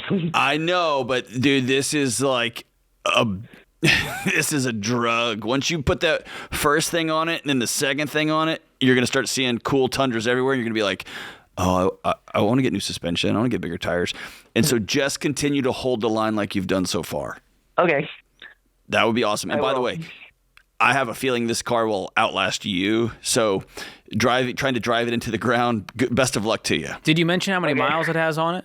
It doesn't matter. Just over 300,000. Yes, I just wanted to know to let people, because they go, John, it's got 100,000 miles. It's going to burn up on the interstate tomorrow. And I go, oh no, it's a Toyota, dude. We've driven the Alcan in our Toyota and Honda like 3 times. So I mean, and both of them have over 200 or 300 miles on it. So yeah, fantastic. We're used to that. Try to set a world record. Well, it's just not hard with those. I think cars. Someone did over 500,000. Oh, easy. It's pretty incredible. Yeah, well done, man. Well done. Man, you're a wise young man. That's good for you, brother. Very few young guys are thinking this way. Yeah. Most guys are picking up $1,000 truck payment a month, not a $2,000. And by the way, can we be honest? This truck doesn't look nice. Not turning heads at the stoplight. Nope. Except for bad reasons. They're like, oh my gosh. No. There's Tundra people who are like, that's awesome. It's rock and roll. That's pretty rad. But yeah, he's not going to meet somebody and she'll be like, I'm falling in love with you because of your truck. That's not going to happen here. If somebody goes out with him, he'll know, oh, she really likes me, right? Because it's not going to be because his truck looks cool. But man, that's so wise for future him. Yep. And honestly, a good, $200 detail, you'll feel like it's brand new to you. It's pretty sweet. That's exciting. $200 detail. Where do you get those? That's the going rate in my neighborhood. I don't know where you live, John. They probably have an upcharge for the Delony family. It's way more expensive than that. I got a good guy. You got a good guy. I love the mobile ones. They come to the end of the driveway. They get it done. For $200? Yeah. Well, maybe not. You have a gigantic truck. I have tiny toy cars. That is true. That's the difference. Tiny electric toy cars. There's a lot of square footage in your truck. Do they use a screened wiper to wipe off a Tesla? They use special gloves. I bet it's so sensitive, just like me. I bet they do. That's another hour in the books. We'll be right back on The Ramsey Show.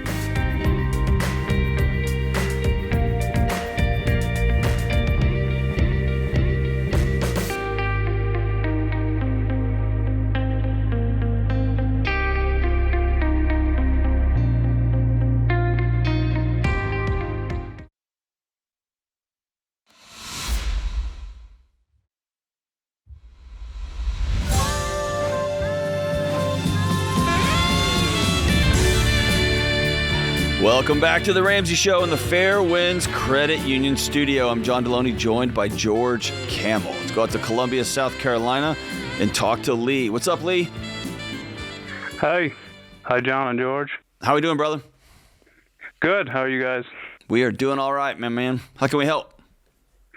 So I'm trying to break out of this paycheck to paycheck thing, and I'm looking for some advice. Excellent. I'm glad you called, man. Tell us more. What's your financial situation? So, long story short, I owned a sawmill. I produced railroad ties, cross ties. I lost my contract 2 years ago. I went and got another job as a mechanic. I'm making $12.80 a week, and I have 3 different loans with mortgage included. The mortgage is $130 at 4.5, and I have 10 years left on it. The second one is 5 years on a 4.5, 45,000 left on it. And then the last one is 5 years at 8.5 at 50,000. That was to clean up my line of credit that I had for the mill. And then I have 2 credit cards, one $2,500, one $2,000, $8,000 that I loaned from my family, and then $5,000 miscellaneous. So my monthly payments, everything except food, like lights, mortgage, and the loan payments are $41.90 a month. And I just can't get out of it. So what I'm considering is using the equity from my house. I bought it for $160 with 7 acres just prior to COVID. And I talked with an auctioneer, and he thought he could probably get upwards of $400 for the property. So my question is, would you guys advise me to do that or hang in there and see what I can work out? What did you say your mortgage payment was? It is roughly $1,300 a month. Okay, so it's about a quarter of your. Now that's not your take-home pay, the $1,280. Is that gross, or is that what actually shows gross. up? That's gross. Okay. That's gross. Yeah. So it's more than 25% of your take-home pay, but it's not on fire. The mortgage isn't the problem. You're trying to sort of shortcut it and clean up the mess by just selling. Would you just go rent somewhere? Probably. Okay, because you wouldn't be in a spot to buy another place, I'm guessing, if you sold it. Now, you could clean up all the debt with the proceeds. Mm-hmm. You'd clean up the mortgage plus all the other debts, which add up to what? What's the total amount of debt you have? Not including the mortgage. 283 minus not the including 130? the marriage? Yeah. Okay, so you got 150 there. So, yeah, I mean, you got $150,000 of debt, making 60 grand gross. Yes. Yeah, the math is not math in here unless there's something that we can sell or liquidate or use a bunch of savings that you have sitting around. Is there anything like that? I have no savings. I do have my equipment still, and I'm sure you don't, the lumber market is like murder.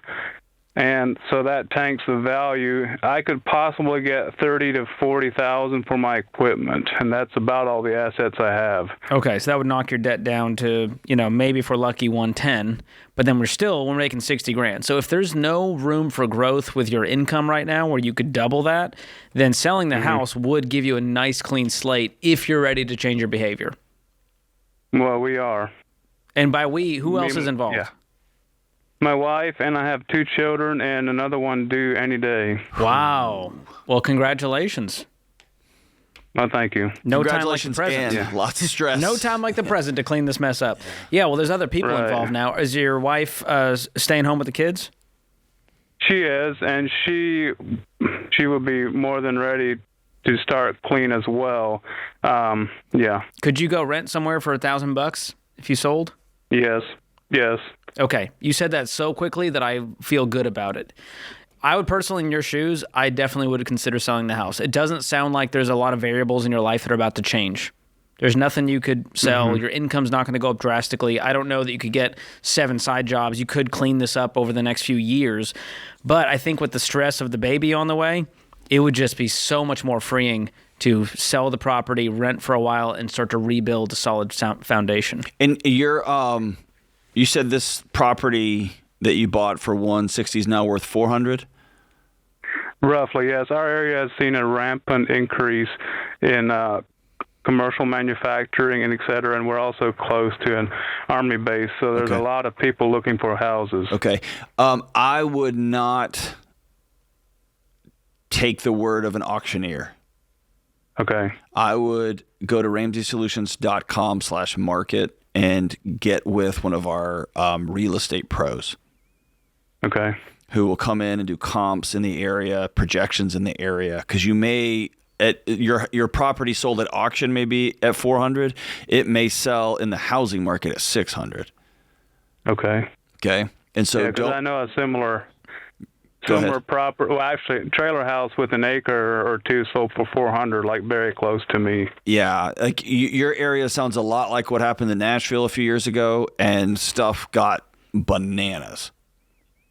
Right. And so I would sit down with a true real estate professional that you trust, and we have a whole network of them that I'd suggest you get with. That's who I got with when I sold and bought houses. So I'm not asking you to do something I wouldn't ask. I didn't do it with my own family, but get a true price on what this property will go for. And here's the other thing. You and your wife have to make an ironclad commitment. Because if this works, you're going to be sitting on $250,000, $300,000 cash. You can sneeze and that money's going to be gone. Because suddenly she'll need a new car, you'll need to upgrade your truck, you're going to want to do this, and that money will just be gone. Y'all will have to make an ironclad commitment that this money goes into retirement, this money goes into an emergency fund. We never, ever, ever, ever borrow money again, ever. And we have to learn to live on a budget with our $65,000 a year salary. Sure. Because you're going to feel rich for a minute. And bro, you're going to burn you're going to crack open your nest egg at a real young age with really young kids, man. You're going to be in a mess. Yeah. So the game plan? We're both ready for something different. Good. So the game plan would be, if and when you sell, use the proceeds to pay down all of your debt. The money left over is going to become your emergency fund. 3 to 6 months. I would lean towards 6 months. Single income family with 3 kids. I'd feel a whole lot better having 6 months of expenses saved up. And then beyond that, any money beyond even that, then it's okay, we can start saving back up for a down payment. Let's not get out of the housing market for too long, because guess what? The next house you buy is probably going to be $500,000. So you're going to need a giant down payment to make that payment work with your $60,000 income. Right. So that's the homework, is we're going to put this all to good use. And like John said, no lifestyle creep. We're not having fun here. This was a reset. It was kind of like we went through like a bankruptcy, and it's sobering. And now we want to do the right thing so that we're never in this position again. Yeah. I mean, it just burns you down every day trying to get on it. We've made progress. We paid off a $13,000 credit card last year, but it's just, Yeah, I mean, you got a mountain ahead of you with that 150, and so that would, based on the math, it's a decade plus just to get rid of this. So I would sell, I would rebuild, I'd try to get that income up, and you guys will survive this and be renting for a while.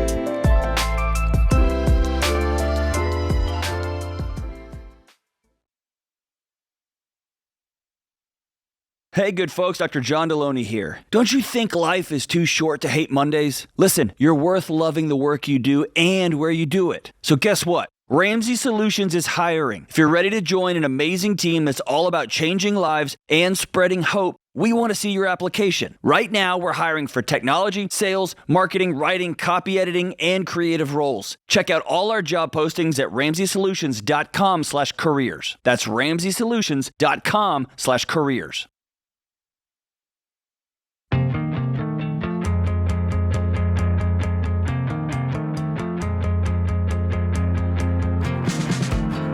Our question of the day is brought to you by Why Refi. Defaulted private student loans don't go away by ignoring them, but you can face them with a plan. Why Refi helps you refinance into low fixed rate payments built around what you can afford so you can take control and get back on the baby steps. Go to whyrefi.com/Ramsey right now. That's the letter Y, REFY.com/Ramsey. May not be available in all states. Today's question comes from Abigail in Pennsylvania. My husband and I are at a crossroads and need your home buying advice. Should we buy a house that is affordable but not in a city that we love, or rent for another year until we can afford to buy where we prefer to live? It's a no-brainer for me. It's the quickest question of the day ever. I'm renting for another year to get the thing I want. It's called delayed gratification. If there was some sort of urgency, we have to move now for whatever reason, then move now. But then you're kind of stuck there. You don't want to be buying a house and selling a year later. That's going to cost you. So rent for another year. Buying a home is the biggest financial decision you'll ever make. So do it with caution and be planted there. I don't even have anything to add. That's my take. One man's opinion, but I want to live somewhere that I enjoy living. It's not even that. Is that too much to ask? I want to live where I want to live. And if it's going to take one more year of sacrifice, then outstanding. So be it. I'm glad they didn't say, or should we just buy a house now we can't afford in the area? That was my fear. That's a very different question. Yeah. But if you're willing to wait, just do it right the first time. Let's go out to Philadelphia, where we were born and raised, and talk to Melody. What's up, Melody? Hi, how are you? Outstanding. How are you? We're doing great, thanks. Excellent. I am calling today because we have started an addition on our home, and because of change of plans, we're going to add a little bit more to it and increase cost. We are maxed at our budget. So I was looking for some advice. Do we take a home equity loan? Or should I sell some stock that I have? Oh, I didn't know we had an option B. This is nice. How much do you have in stocks? So I have a brokerage account. This isn't a retirement, and there's about $328,000. Well, let's go. How much of that are you going to need to liquidate to finish this renovation? I'm thinking around $60,000. Okay. Are we going to spit shake that this is $60,000 and it's not going to turn into $150,000? Because it's already you've gone already out done of that control. once. Yeah. We've already been down this road. You know what? It jolly well may. It's kind of touch and go with the price of construction costs, and they rise and fall. Well, they rise. But you didn't sign a contract that said I'm going to build this for this price? No, our builder, my husband's able to work with him, so he works at an hourly rate, and we are purchasing the building material. Yeah, but this are you saving money in your left hand that's costing you more money in your right hand? Meaning, if you had signed a contract and said, "I want this addition for $210,000," shake hands. They are responsible for sourcing materials when they continue to go up and up and up and up and up. But by saying, "Hey, we can do this for $175,000," just by I'll GC it, and I got a guy who'll work hourly. Now y'all are into significant. You see what I'm saying? Yes. It may be too late for that, but man, we're much in a position where we don't have solid answers or solid. That's the part that scares me, because this could be an endless project. Yep. And so I would get some real hard numbers before continuing this thing.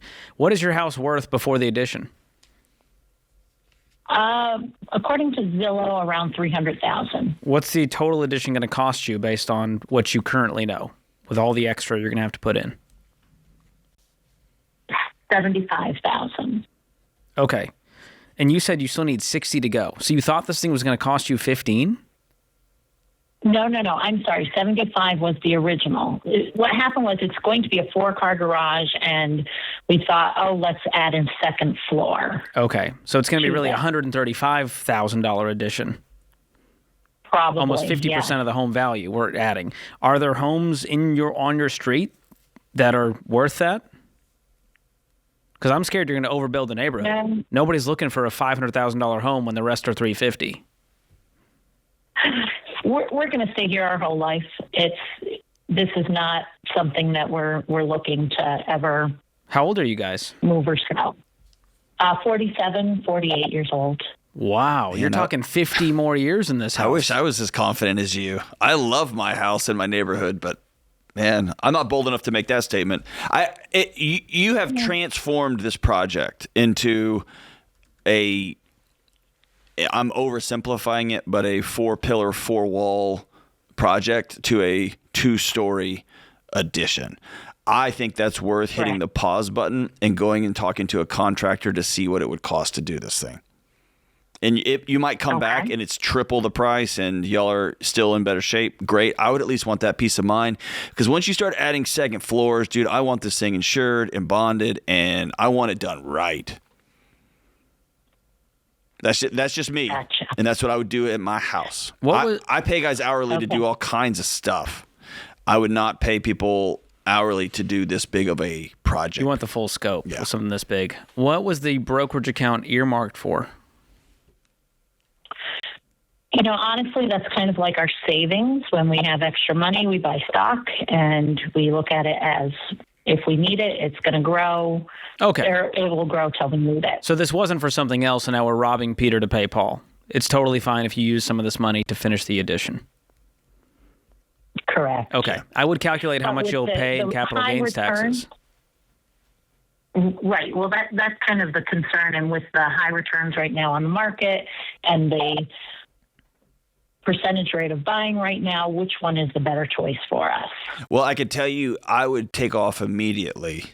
Again, as for me and my house, I would not put on the block the very house I'm trying to put an addition on that's supposed to be my house for the next 50 years. And when you take out a HELOC to fund another project on that same house, you're putting the house itself on the block. I would not do that. Mm-hmm. So whatever you do, we are not going into debt for this addition. And if you do want to continue on, I would liquidate parts of the brokerage, and you can kind of choose which stocks you're selling off, and you want to choose the ones that are going to have the least amount of capital gains. And if you need help with that, you can reach out to a SmartVestor Pro. You can go to RamseySolutions.com for that. But John, I was reminded of this verse from Luke 14. That I just want to read out loud because it's so perfect for the situation. For which of you, intending to build a tower, does not sit down first and count the cost, whether he has enough to finish it, lest after he has laid the foundation and is not able to finish, all who see it begin to mock him, saying, "This man began to build and was not able to finish." That's a roast right there. I don't put a shovel in the ground until I've shaken hands and we've agreed on a price. Because it's an endless pit. And I don't trust myself.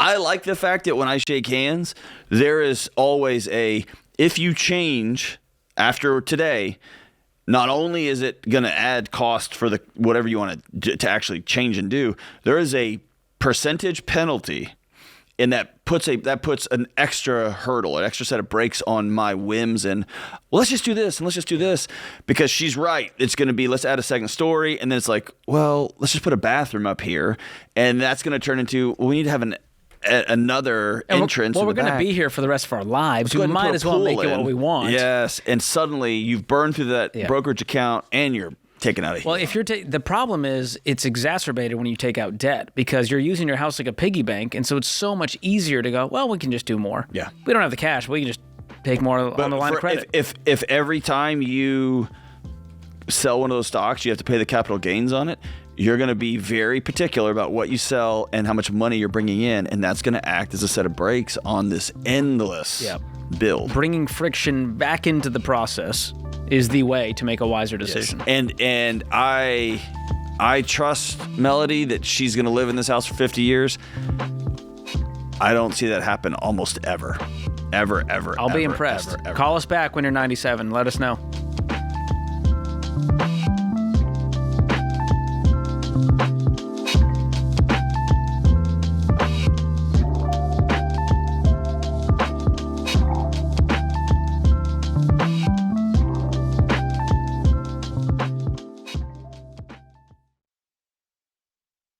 How many times have you started January saying, this is the year I'm finally going to get my money under control? But then months go by and you still feel broke. You work too hard to keep living like that. Look, there's only one way to move the needle on your finances this year. You've got to have a plan. So start by downloading Every Dollar. Every Dollar is way more than our world-class budgeting app. In 15 minutes, we'll build you a personalized plan to free up extra margin in your budget and use it to beat debt and build wealth. You'll find thousands of dollars on average just the first day. And you'll get new steps and new lessons every day that help you stay on track and create unstoppable momentum. Don't waste one more day feeling broke and stressed. Get your plan in just 15 minutes by downloading Every Dollar for free today.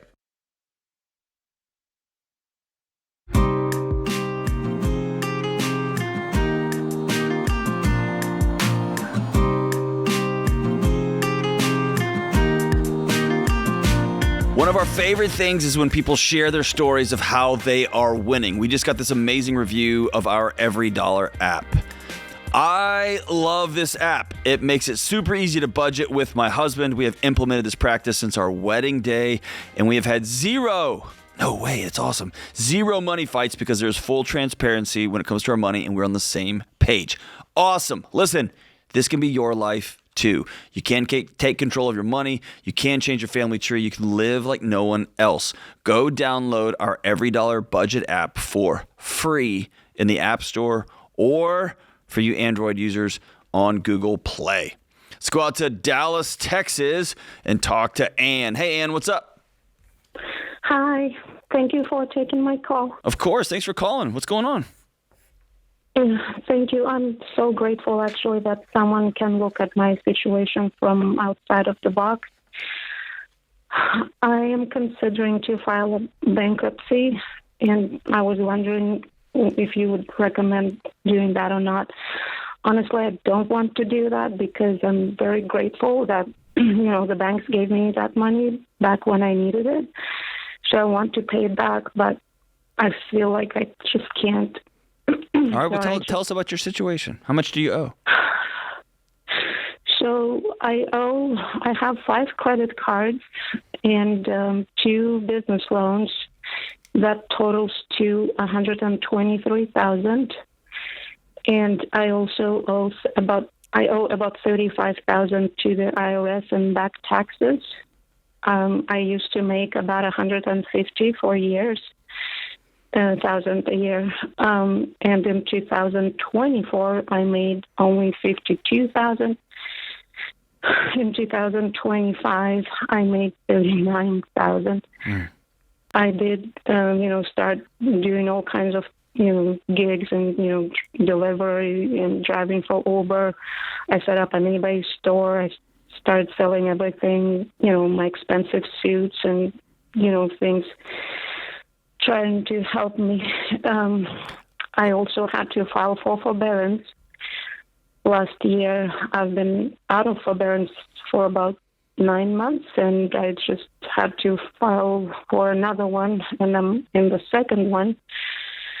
And but the good thing is my car is paid off. Good. All right. So before we get to the actual money part, okay, what were you doing for your job when you were making $150,000, and what are you doing now making only $40,000? I own a business. Well, I sell real estate. Okay. That's what I did. I sold real estate, and as you know, I don't know, real estate hasn't been selling very well. Yeah, it's been a tough season. Okay. Why do you need business loans for real estate? I back then, so when things were great, so 120,000 was for marketing and setting up the website and following up with clients. They took over all my marketing, kind of team for me and did everything so I could focus on my clients. Okay. And then 60,000 it's with small business administration that was taken out during COVID. That loan is haunting small business owners still. But so George is going to walk you through the money side of this, okay? But what I'm hearing is deep, deep shame, and I want to free you from that, okay? No, you're right. Okay? Thank you. Like, you're not the dollar amount you bring home. So, yes, your business has crashed, okay? You are still a person worthy of being loved. You're still a good community member. You're still a fellow Texan, right? Yes. And so yes. You have to back out of the muck and the mud and the actual stress you have from real bills that need real dollars to pay them. That's all real, okay? But on top of that and underneath that, this sense that I am a human failure. All that is doing is bringing extra weight to an already challenging situation. I want to free you from that. Okay? Yeah. Let's set that nonsense down. It might be that moving forward, you sell real estate as your side hustle and you get back in the 9 to 5, 8 to 5. I'm going to go clock in somewhere and I'm going to go get a real job all day, every day with benefits. I love that. With get in there and I'm going to do that. And I'll sell real estate at nighttime and on the weekends until the market picks back up.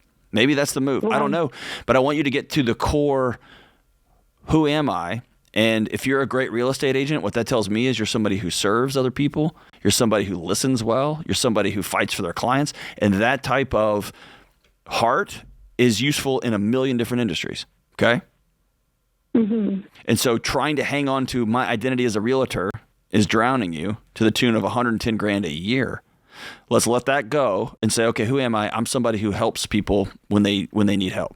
I'm somebody who shows up. I'm somebody who listens. I'm somebody who fights for people. And man, that opens you up to a whole suite of different career opportunities that backfill your purpose on the planet. Okay. Mm-hmm. Cool. Yeah, I like that. Okay, so let's walk through the money stuff. All right. Okay. And are you covering your four walls right now? Are you covering your basic bills, food, rent, utilities, transportation? Yes, that's pretty much the only thing I can cover. And the minimum payments is where I basically try for Uber or try to sell stuff, clothes, my old, whatever I own, and to pay those minimum payments, really, because I have several of them and they're not small. Yes. Each of them. Like IRS payment alone is $670 every month. Mm. And how long is that payment planned for? So I owe $35,000. I don't think they had a year. Okay. Well, your goal up front is the IRS debt. That one rises to the top because they can really mess with your life. So we want to get them off our back before we tackle the business loans and the credit cards. Now, that's going to take getting our income up. That's really the variable here that you can control. Okay. And so this is going to be the hard work. It's easy for me to say, go get more income, but I can crunch some numbers with you to show you that bankruptcy is not the only option. In fact, I wouldn't recommend it as an option for you because it will destroy your financial life in a whole other way. Yeah, I really don't want to do that. I really don't. I want to, pay everything off. I feel, it's just not right to do that. So think about it this way. Yeah. If we reverse engineer this and just put some facts on paper right now and try to just step away from the emotions, if you put, this is a big number, but if you put $3,200 towards your debt, you would be debt free within 4 years. Really? Yeah. That's the 4 math. years. You have $158,000 in debt, so you can divide it by however many months, whatever your goal is, and go, all right, that's the number I need to come up with for my debt. Now, that means you need to go make $7,000 a month in order to do that, right? You need to have enough money to cover your bills, cover your insurance, basic expenses, and every extra dollar is going towards your debt. And if you do that, within a few years, you can climb out of this, but not making $39,000. We need to get back up to a six-figure income to knock out 6 figures of debt. Are you tracking with me? Right. And that means I'm going to go find a $50,000 or $60,000 a year job. And make more every single year. You're going to be so good at your job, they're going to be promoting you so fast. And if it's self-employed, now self-employment in real estate, it's a tough gig right now. And so to John's point, if you can go find something that is salary, benefits, steady, you're going to feel so much better about climbing out of this because you're not waiting on that next commission check to come through. Right.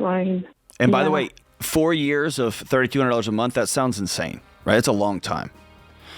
But the 7-year shackle around your ankle from bankruptcy is way worse. Yeah, and I've been trying to pay this off for years anyway. I probably paid it in multiples, but it's on me. Well, it's whack-a-mole right now. Yeah. And so instead, you're going to do the debt snowball method, and I'm going to help you and walk you through this. I'm going to gift you my book, Breaking Free from Broke, Total Money Makeover, and give you the Every Dollar Budgeting app so that you have a game plan instead of just spray and pray. We're rooting for you.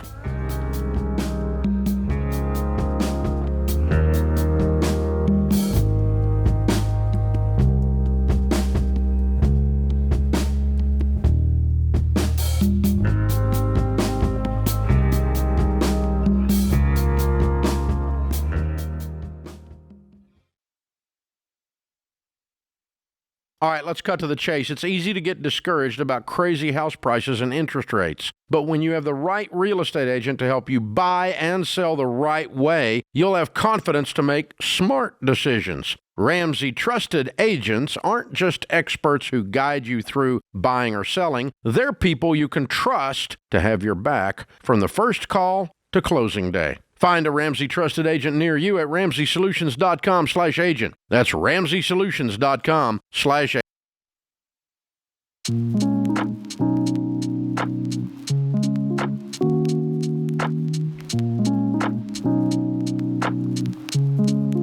Behold, I stand at the door and knock. If anyone hears my voice and opens the door, I will come in to him and dine with him, and he with me. Revelation 3:20. The quote of the day is from Bruno Mars. George has Bruno Mars tattoos on his chest. He loves that guy. My ceiling in the bedroom. You can't knock on opportunity's door and not be ready. All right, let's go out to the 512. Let's go out to Austin, Texas, and talk to Natalie. Hey, Natalie, what's up? Hey, guys. I'm so excited to talk to y'all. We're excited to talk to you. What's going on? I am 27, and I'm wondering, should I buy a house this year by myself or wait until marriage to share that whole experience and homeowner responsibility? We're not engaged yet, but probably headed that way in the next year or so. Obviously, I don't want to bank on that happening. Oh, you're so wise. It also seems like a huge milestone that I want to share with him, but I also don't want to miss a good opportunity to buy a house. Well, are you financially ready to buy a house on your own right now as it stands? Yes. Tell me about the money here. What are you thinking about buying? How much do you have saved? I've got saved about $300,000. Woo, Natalie! What are you doing? I've just been blessed. With it, what's your income? People want to know how you did this. My income fluctuates. My base is around 117, but the job I'm in has some pretty awesome bonuses. And you have no debt? No debt. I love it. Okay, hold on. You've been blessed, yes, fair. And you've been really wise and a good steward of this money. I would like to think so, because I have lots of friends in Austin, Texas. And if they had that kind of money, it would be invested poorly in really flashy automobiles, houses they can't afford. Like, they would be up to their eyeballs, right? You're in the 0.0001%. The fact that you're a single woman, no debt with $300,000 sitting in the bank. So you've worked your butt off to be blessed. Does this guy know? Yeah, I'm very curious because I'd be like, let's get married sooner. Yeah, what's this idiot waiting on? Because not only do you have money, you're like a wise, good human being. Yeah, he does know. And get this, he doesn't let me pay for a single date. Yeah, you know why? Because he's Texan. Well done. Yeah, he's a good one. Yes, well done. I love it. So should you buy a house, I know you want to share the joy, and the truth is he's going to get the joy of home ownership for the rest of his life. Like if just picture it, if he's stepping in the situation and you are fiscally responsible, you've got a reasonable mortgage payment. Now he steps in with his income too, and now you guys crush through this mortgage. I don't think he's going to be like, man, I just really wish I was there at closing. You know what I mean? And by the way, I don't know who you've talked to. I have bought a lot of houses over the years. None of them have been a pleasurable experience. And by the way, that includes when I am using a mortgage lender that I trust, a realtor that's a friend of mine, and the closing attorney is a college roommate of mine. The whole process is still so stress-induced. I hate it. And so I don't know what you've imagined this will be like, but I almost think you'd be doing both of y'all a huge favor if you just bought this house. Okay, and don't share the grief with him. I mean, he's going to share the grief if he's dating you. Fair point. Okay, and there are some things to think about, though, with a long-term decision like this. Where do we both work? Is this going to make sense for us? Are there going to be major renovations? Do I like the area? Does it have good schools in case we start a family here? So there are things to think about, but I would go ahead and get your foot in the door of this housing market, especially before it ramps back up, because I have a feeling at some point it's going to get crazy again. Why do you feel, is the $300,000 just burning a hole in your pocket? What do you feel like you're missing out on? I don't feel like I'm missing out on anything. I'm just so sick and tired of dealing with property management companies. You get to deal with yourself soon enough. You're like, this toilet's not working. Oh, dang it. I got to fix it. Sometimes I would rather just do it myself. Yes. A true Texan right there. Well, Natalie, I'm so proud of you. I would definitely start shopping, start to see what's on the market, what's in their budget, stick to a 15-year fixed rate mortgage, make sure the payment's not more than a quarter of your after-tax income, and you will be in such good shape. Because once you have dual incomes, maybe you decide once you have a kid, I want to stay home. And it'll be a no-brainer because you did everything the wise way. Or let's just take 2 years and let's just pay this house completely off, which would be amazing. And she's then going to be a multi-millionaire. Have a paid off house before I'm 30. And I can do whatever I want. That's amazing. Good for you, Natalie. That's awesome, dude. Let's go out to Houston and talk to Kevin. Hey, Kevin, what's up, brother? Hello. How's it going? Good, man. What's up? So basically, just graduated law school in May and having a lot of trouble finding positions. I'm about to take the bar exam in a few days and just wondering what advice you guys had. What kind of law you want to go into? Well, I was hoping to be in-house counsel somewhere. I would love to do that. That's a little tougher to get into. Yeah, that's tough for a first-year grad. That's almost impossible. Yeah. My students and my friends who are attorneys, that was always like a destination. I want to get there one day, right? Yeah. And I mean, I'm also looking into more realistic options like family law as well. Okay. And estate planning. So but, have you? Yeah, I've just done. Oh, sorry. Are you struggling with? Have you sent out a bunch of applications? Yeah, I mean hundreds. Okay. I lost track at this point. So when somebody tells me they've sent out hundreds of resumes, almost always they are applying to online job application inquiries. Is that true for you? Yeah, I mean, I think I would put it into different categories where, I have tailored applications. I mean, I've still done hundreds of those and applications through contacts that I know. Okay. But, yeah, and then the category of like, okay, let's just put a resume in, put a cover letter in, and see where we go from there. And personally, I don't count those because the ability for anyone to even get to those resumes these days is so hard, right?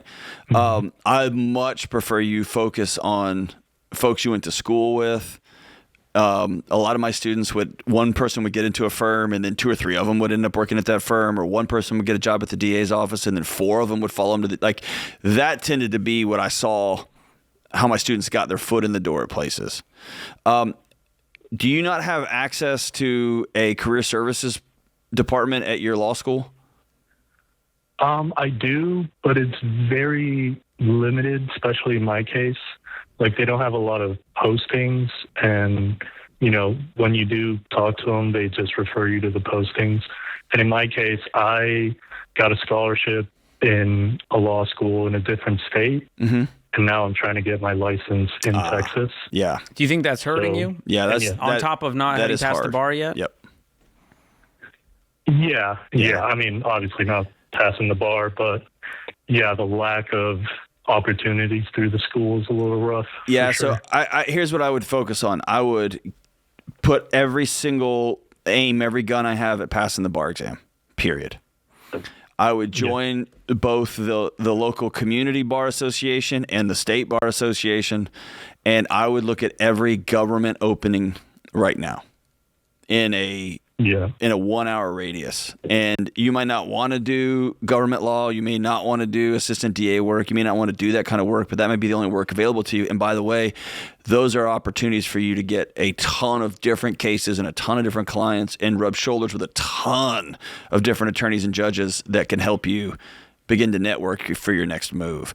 But that would be where I start right there. I'd quit applying and start going, all right, I need to set up 15 conversations this week with people that are in this space. Maybe it's the alumni. Maybe a judge's clerk. Whatever it is, just go, hey, I'm going to hang. I'm going to see how I can add value to their life, get to know them. It's not a desperate plea for a job. That's right. You're just making the connections, and they might know a guy who knows a guy, and that's how you get it. Or that temp job or contract work turned into full-time work. Or they knew somebody who was looking for somebody.